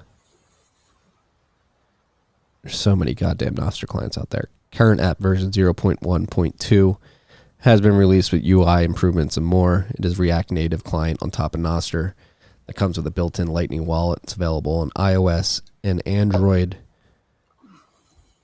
I mean, that's the beauty of it, right, Marty? Is you can have one of these Y Combinator, Silicon Valley VCs, they want to create a new protocol, and they try and bootstrap a bunch of different clients to make it seem like their protocol that has a shitcoin or whatever has actual real value.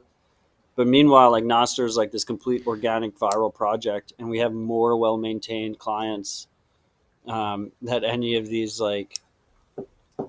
VC fake engagement projects. And these clients can automatically bootstrap a user base. It's a beautiful thing. Moving on, outside Nostr updates, Graphene OS version 2023-09-0200 has been released. This versioning that Graphene runs with is very, very peculiar. It's just the date. I know. Graphene OS, as you guys know, it's open source mobile operating system. Trying to see. Privacy and security focused. Yes. So they got a bunch of updates here. Go check that out if you're running Graphene. And then last on the list, Ben Ark went and scooped Nostr.com 3 years ago. And now he's trying to sell it for $5 million. For those of you unaware, Ben Ark. Is he the founder of LMBits? I believe so, right? Yeah. And running that project. He basically put this post on Nostr. Hey, I'm looking to sell this by September 20th. Yeah, 20th of September. So it's a very odd post. I've never it really caught me off guard.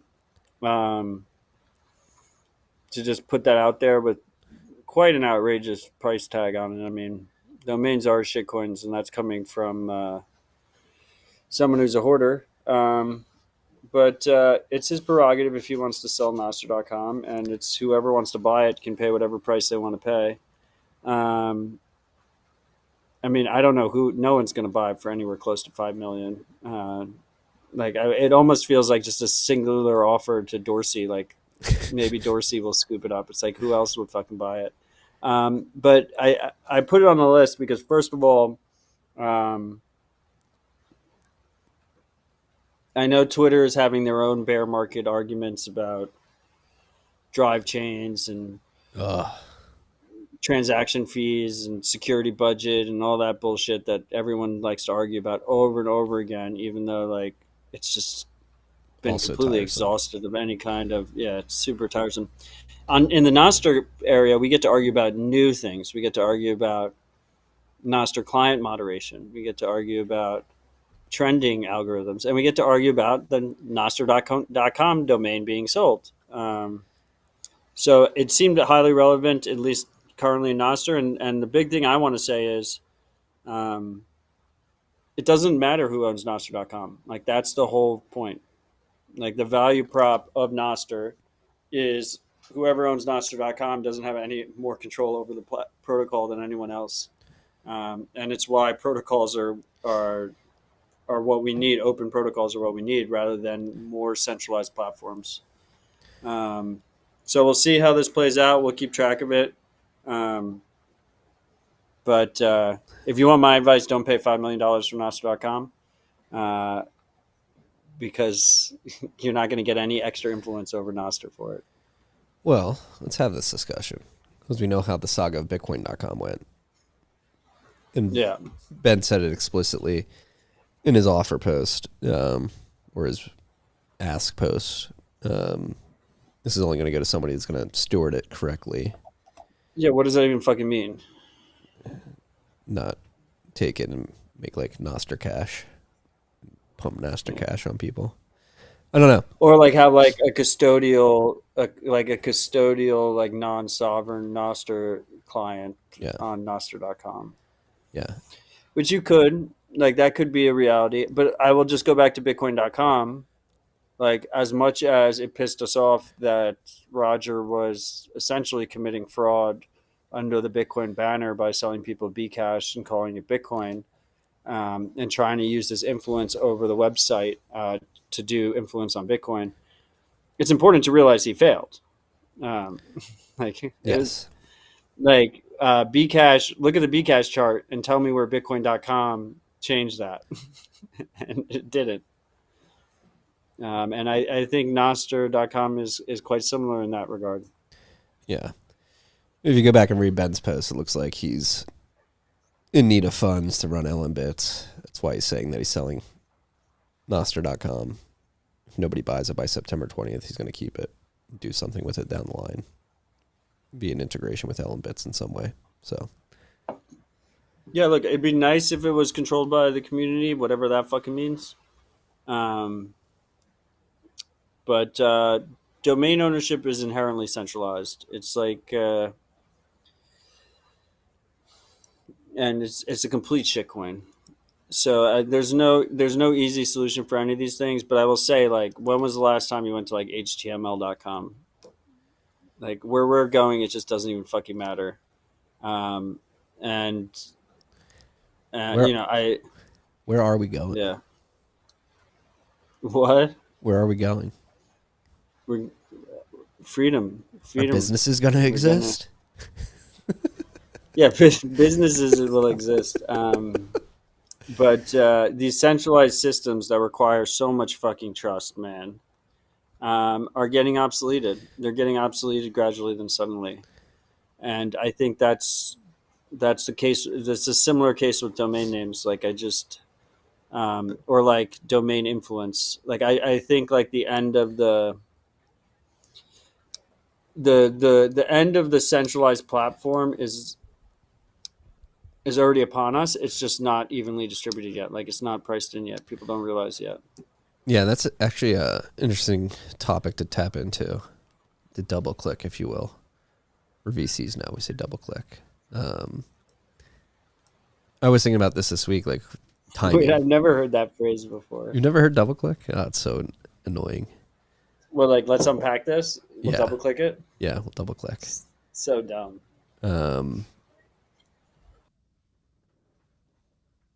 Timing. I've been thinking about the timing of Nostr.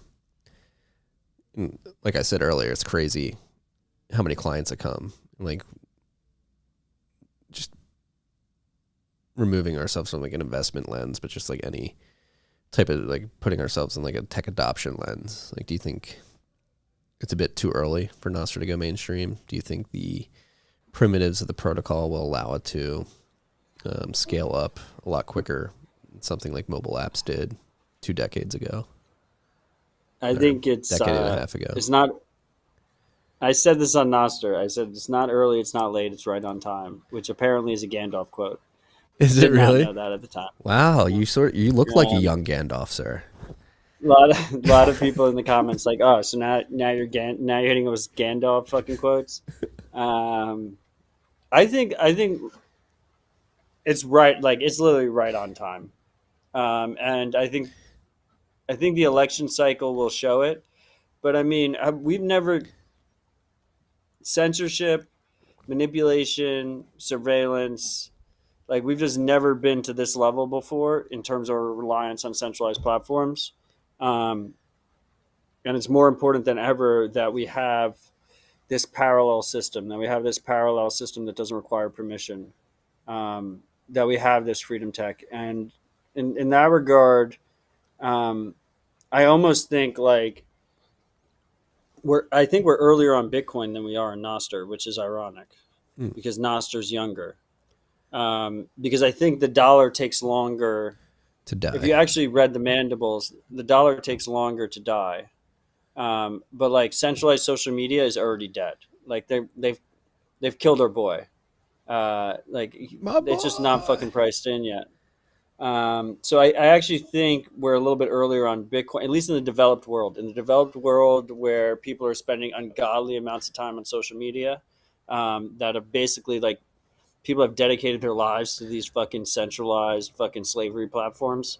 They will find the need for something like Nostr before they find the need for non-US dollar money. Just because like that's the state of the privilege, like the privilege, like they have better privilege in the dollar system than they do in the social media ecosystem. So that's kind of how I look at it. And I'll quote Gandalf while I do it. No, that makes sense to me. I talked to Max Webster last week. The way he described it, like it is when you factor in like AI and what you can do with, shout out to Pablo, data vending machines. By the way, we have Pablo in the comments. NDK 1.0 came out 3 hours ago. I was going to say that. Yeah. He had a link to the time is now, stream. right? Yeah. What do you think the biggest need at Nostr is? Scaling? No, it's just, well, ironically, like one of the best parts of Nostr and one of the biggest friction points is the Lightning integration. So part of that is just on the Lightning ecosystem, not even on Nostr. We have too many people on custodial wallets. It's too hard to onboard people in a relatively sovereign way on the Lightning side, so they can experience zaps. But we're improving on that front steadily. And then on the specifically on the Nostr side, it's all about the onboarding. It's all about the onboarding on the apps, and it all comes down to the apps. Like, you shouldn't have to read a guide. You shouldn't have to do anything. Pablo mentioned Mutiny. Mutiny's been making great strides on that front, at least on the sending side. We still need to work on the receiving side. That's partially just limitations on LNURL. But like on the Nostr side, like people are used to an experience, right? They install the TikTok app, they follow the 3-click flow, 4-click flow, and they have a TikTok account, and it gives them some kind of feed that is already populated. They don't have to go and follow people. They don't have to figure out what relays they want to connect to. They don't have to do all that stuff. And the beauty about Nostr is we'll always have power user clients. We already have power user clients, and they're fantastic. They've been improving steadily. But we're also going to have mainstream clients, and those clients can actually have, which is hard to think about right now, just because of where we are in current Nostr ecosystem. But because it's not centralized, we actually have the opportunity here to have clients that it's easier to onboard onto Nostr than any other social media platform. You like try and create a Twitter account and it's like asking you for your phone number and then it's giving you a CAPTCHA and then it wants an email address and it's trying to do this and it's trying to do that. And you're going through like, and then you want to get verified. And then, you do go through this whole additional verified process and you want to do this, you want to do that. That all adds friction. There's a situation what I expect to happen in the next 6 months to a year where signing up for Nostr, creating a Nostr account is the lowest friction across all social media, period. And then actually using the app can be quicker, and more performant. And obviously you don't have the censorship issue. So the UX can actually be better than centralized social media. We can actually beat them on all fronts. And then the censorship resistance is just a benefit. Like the fact that you can't be rugged is just a side effect of just being better social media. Yeah. That's how we win. That, and I think like protection and security of like the private key. So you can get rugged. You can rug yourself. I think that matters a little bit less, to be honest. Really? I think it matters a little bit less. Like obviously for big accounts, like that's important. But like what we're competing against, like the status quo where like people just get SIM swapped and shit and can't get into their accounts. Like if you have to compromise someone's private key locally on their device, it's just a whole different ball game, right? It's not like, think about the Twitter hack where like fucking Biden and like the other big people, like we could have had a fucking nuclear war or something, and it was because fucking the admin console on Twitter got compromised, and whoever compromised that admin console could access every single account, any account they wanted to. God, you don't have that with Nostr. Now, I think there's clever different ways that we can handle the Nostr private key security. I also think there's a lot of work that can go into key rotation. So, for instance, just like this is left curve IQ stuff. Can you do MPC with these keys? No. Think about this, Marty. Just think about this. Like, and this is very basic. This is not implemented or anything. Like if you have a backup private key and you sign a message that says this backup key is where I'm going to go if I broadcast a certain message, and you get compromised, and clients respect that and switch to your new public key. There's things like that you can do without changing much.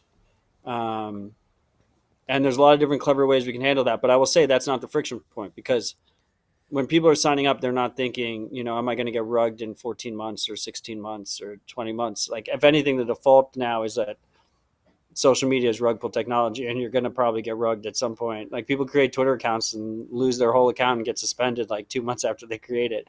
They're kind of used to it, unfortunately, is that situation. So I think like if you were actually going to go by like priority list, that's a little bit farther down the priority list, but obviously is a pain point.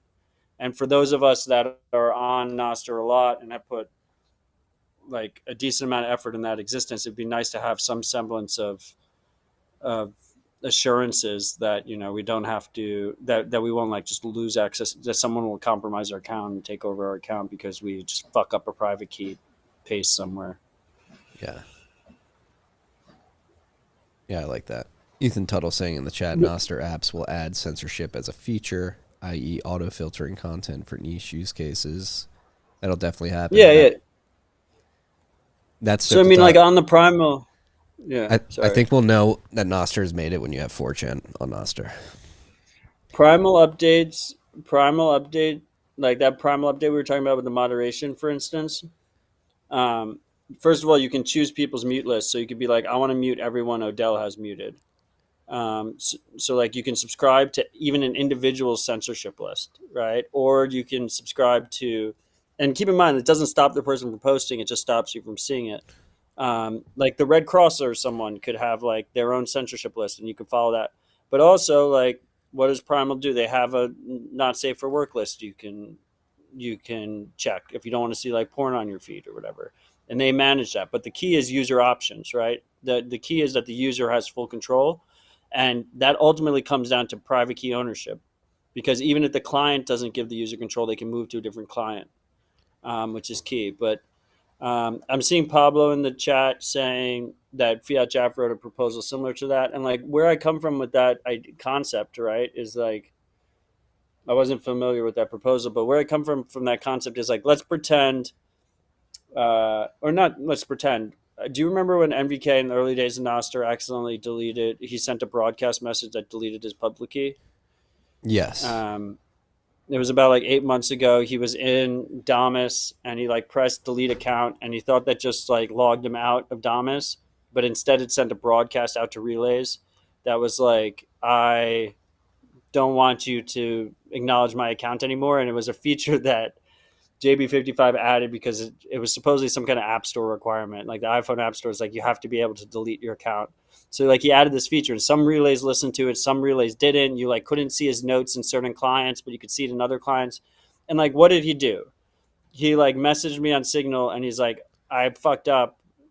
Like, this is my new pub key. Like, can you like send out a fucking note that's like MVK's with this new pub key? Well, like you could automate something like very low left IQ. You can automate something like that where I sign a message with my current private key that before it's compromised is like, this is my backup key. And if something happens, move to that key. It's a very simple plan. But without that, I could even just be like, Marty, like tell people like I'm compromised and this is my new public key. It's like not great, but it's like not the end of the world. I mean, if I was evil, I would just create a fake Odell public key and say Matt's moved to this. Yeah, if Marty says this is Odell's public key, don't believe him. I'll use a different trusted actor for that. Marty's barred. I'm barred? Yeah. It's GG is my trusted actor. If GG says it's my public key, it's probably my public key. Yeah. But I honestly think that's overplayed. Like, I think that's not really, especially when you compare it to the status quo. Like, people fucking, like the Twitter accounts, you know, it's like American Hodl. How many Twitter accounts does American Hodl have? I think he's up to like 16 fine. Or something like that. Yeah. You know, and like that was like bare minimum verification. I was like, dude, just fucking at least like send me a message on some other channel. He's just like, hey, it's me. I'm back. So everyone's like, oh, Hodl's back. Yeah, you know his voice when he's back. I mean, it was fucking Twitter. It was a text, but yeah. The voice, written voice. I was always the guy like behind the scenes, like messaging him through a different channel. Like, is this one actually you? Like, can you please like post a PGP key so that we can verify it going forward? He's like, nah, I'll message you. I'll let you know. I'm back. No, I agree. I think the timing is just right too. Especially if election season rears up and censorship gets crazy. And the UX is at the point where it's easy for people to all on board. It's like, hey, come over here. You can talk about when Michelle Obama enters the election and you want to talk about her potentially having a penis. You can do that on Nostr.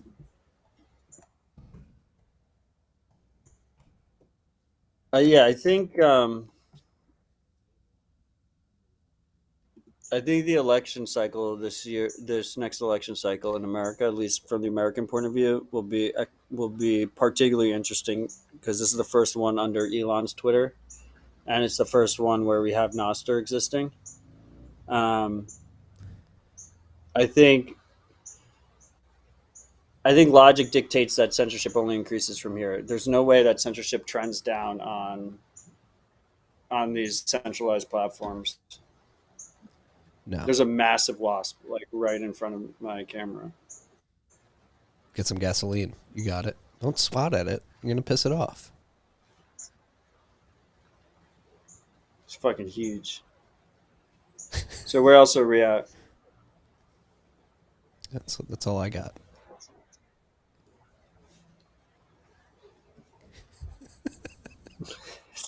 Not trying to get fucking stung by a wasp on this fucking show. It's a character builder, you know. It would be good content.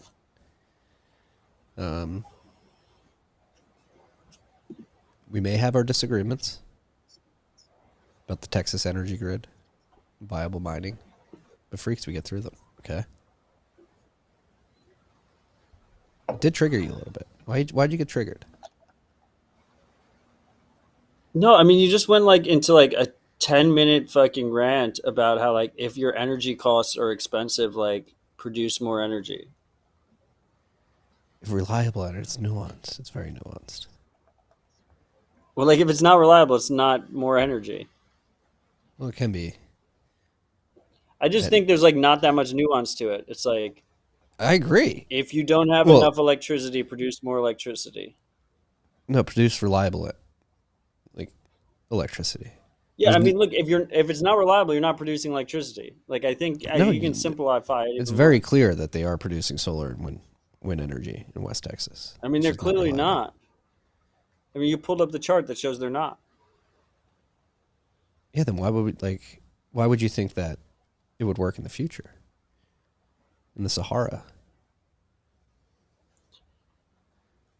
Look, I think Bitcoin mining in the future is just. Someone accused me of Someone said I got a little bit high before this episode when I was talking about it earlier. But I've had a long term thesis that Bitcoin mining trends to negative in terms of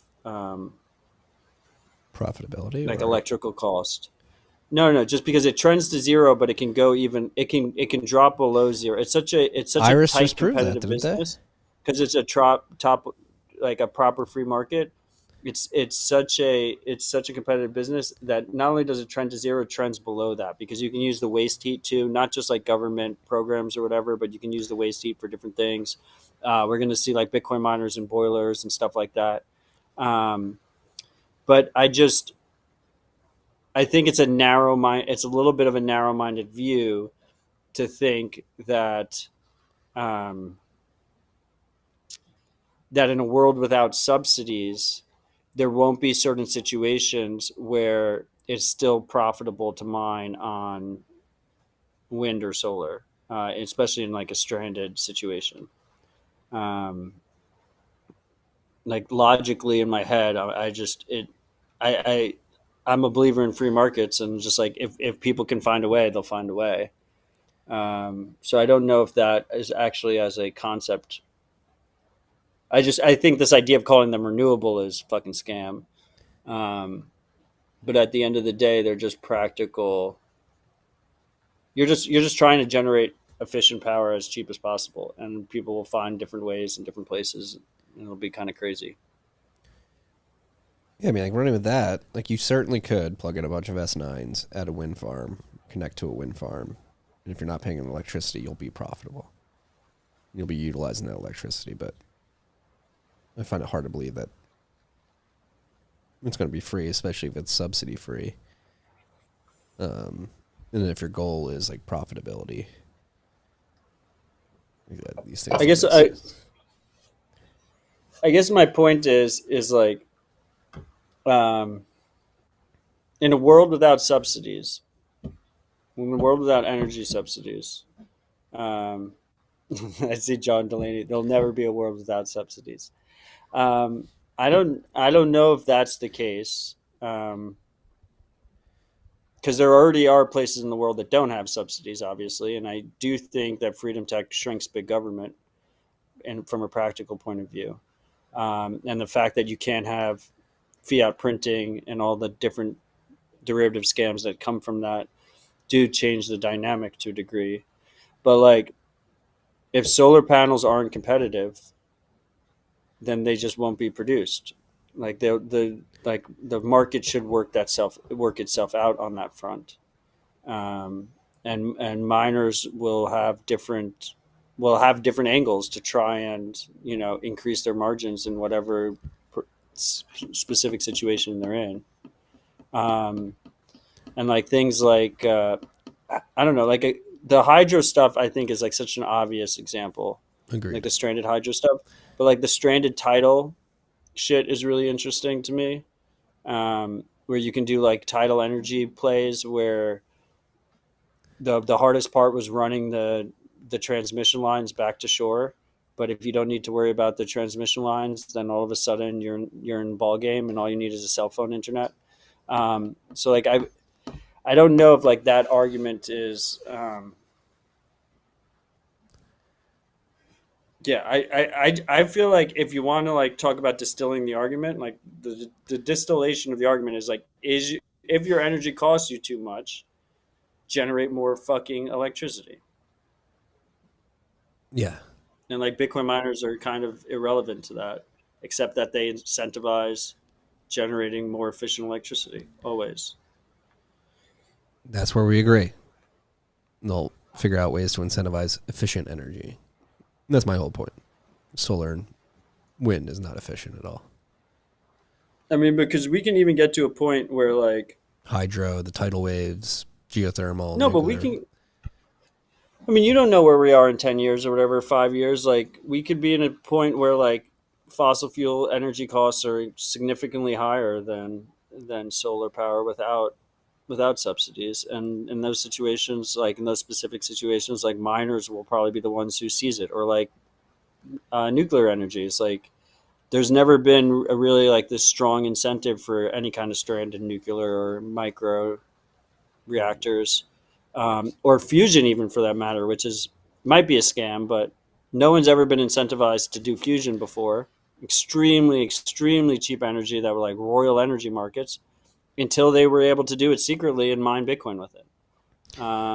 So I think like we want to talk about a free market. The crazy free market to me is proof of work, and I will never, like like miners, especially miners that I'm not invested in, are welcome to do whatever fucking tactics they want to do to try and make a profit. And if they fail, they go out of business. Boom. Yeah. When you went on that monologue, mentioning nuclear particularly, sparked a memory of a headline that came out over the weekend on Sunday. This is actually pretty big. It sort of verifies your thesis here.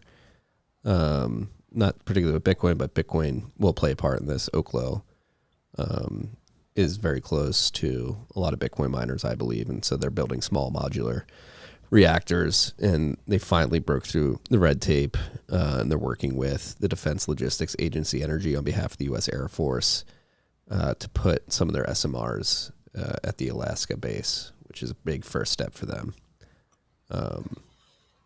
Yeah, so I mean, shout out to Brian Gitt and team at Oklo. This is like a big win for them. I mean, I don't know if we classify them as SMRs. There's a very engineering focused field, and they probably, if they heard me classify it as an SMR, they'd probably be like, no, it's not that for whatever reason. But like the military's had them in submarines and fucking aircraft carriers and shit for decades.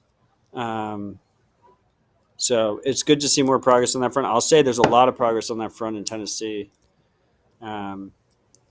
But you can see, like, I mean, you could have a completely stranded operation that was literally just powering Bitcoin miners, and all you need to sell internet. And you could even not have a newer population. You'd be completely fine. You get the cost down enough. Yeah. We're going to win. There's going to be more cheap. John Delaney, good point in the comments, that solar uses hydrocarbon up front, so does wind, so costs are correlated. I agree with that. I'll still say, like, look, obviously not a solar expert, but my like residential like bug out solar panel or whatever, and like maybe like yes is partially funded by subsidies depending on how you go down the supply chain. I'm sure it was, but like the $60 solar panel that I have that like charges my battery bank in addition to my generator if power goes out, they've made insane strides on that thing. That makes since sense. like 8 years ago though. Like that thing is like it can output 100 watts, and it's like this little foldable fucking solar panel. Like I couldn't fathom that 5 years ago, 6 years ago. So yeah, I agree there. I mean, that's where it makes sense, where it's supplementary. In case stuff goes down, that makes a lot of sense. But like powering a grid with it doesn't make a lot of sense to me. yeah. I mean, the cool part is you don't need a grid in that situation. Yeah. It's been a fun one. You enjoy. That looks beautiful behind you. Green, the blue. The cicadas, the hornets. Cicadas. It was a wasp. Wasp. Hornets are But like, what's the difference between a hornet and a wasp? Like, hornets are like particularly nasty. I think wasps look more like bees.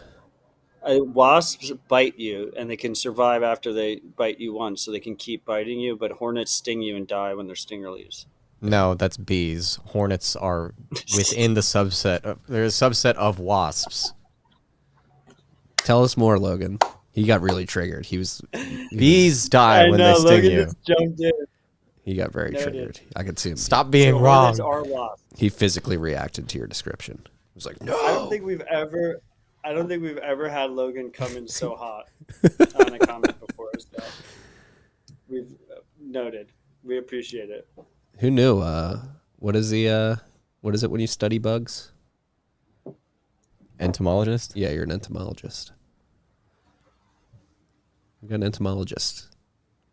That doubles. We as a have producer. Jared straight in the comments saying he loves Nostr, but is overtaken by people who believe the sun is fake.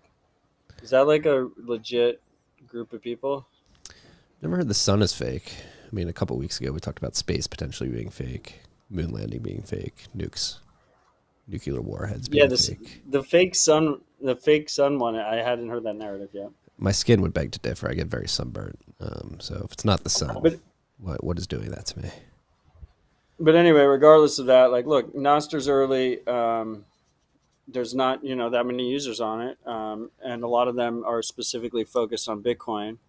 But this is growing pains. Like, be the change you want to see in the world. You want to post something non-Bitcoin related on social media, then post it on Nostr. Go repost people's things from centralized social media and make apps for it.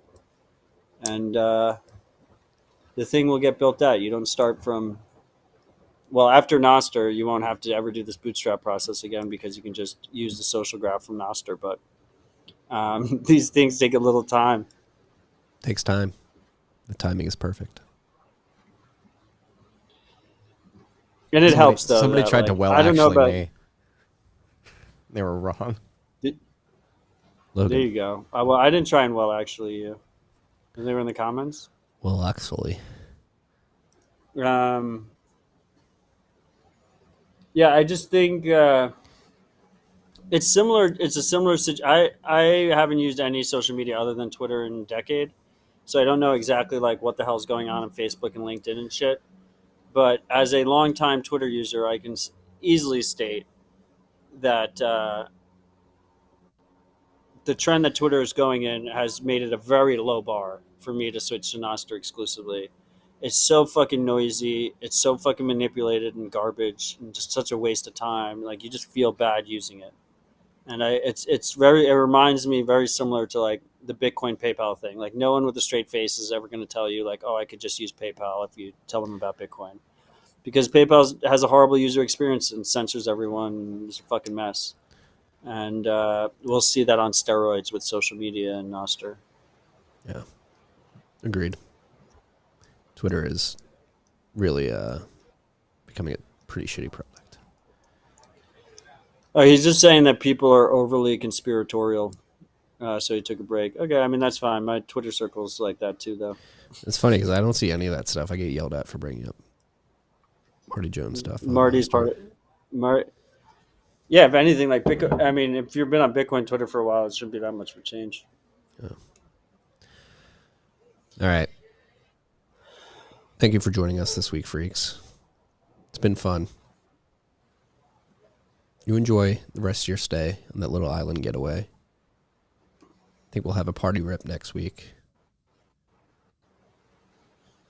And hopefully we don't get into an energy battle. Yeah, I'm looking forward to it. I am too. We got a lot of great people coming in Nashville next week, so if you're coming to Nashville, I look forward to kicking it. We have both Grassroots Bitcoin and our Global Bitcoin Summit, and our typical Bit Devs and the open house. So I look forward to kicking it with you all. Marty, this was a great rip. Logan, thank you for the Hornet Wasp knowledge. Appreciate you, freaks. Stay humble, stack sets. Peace and love.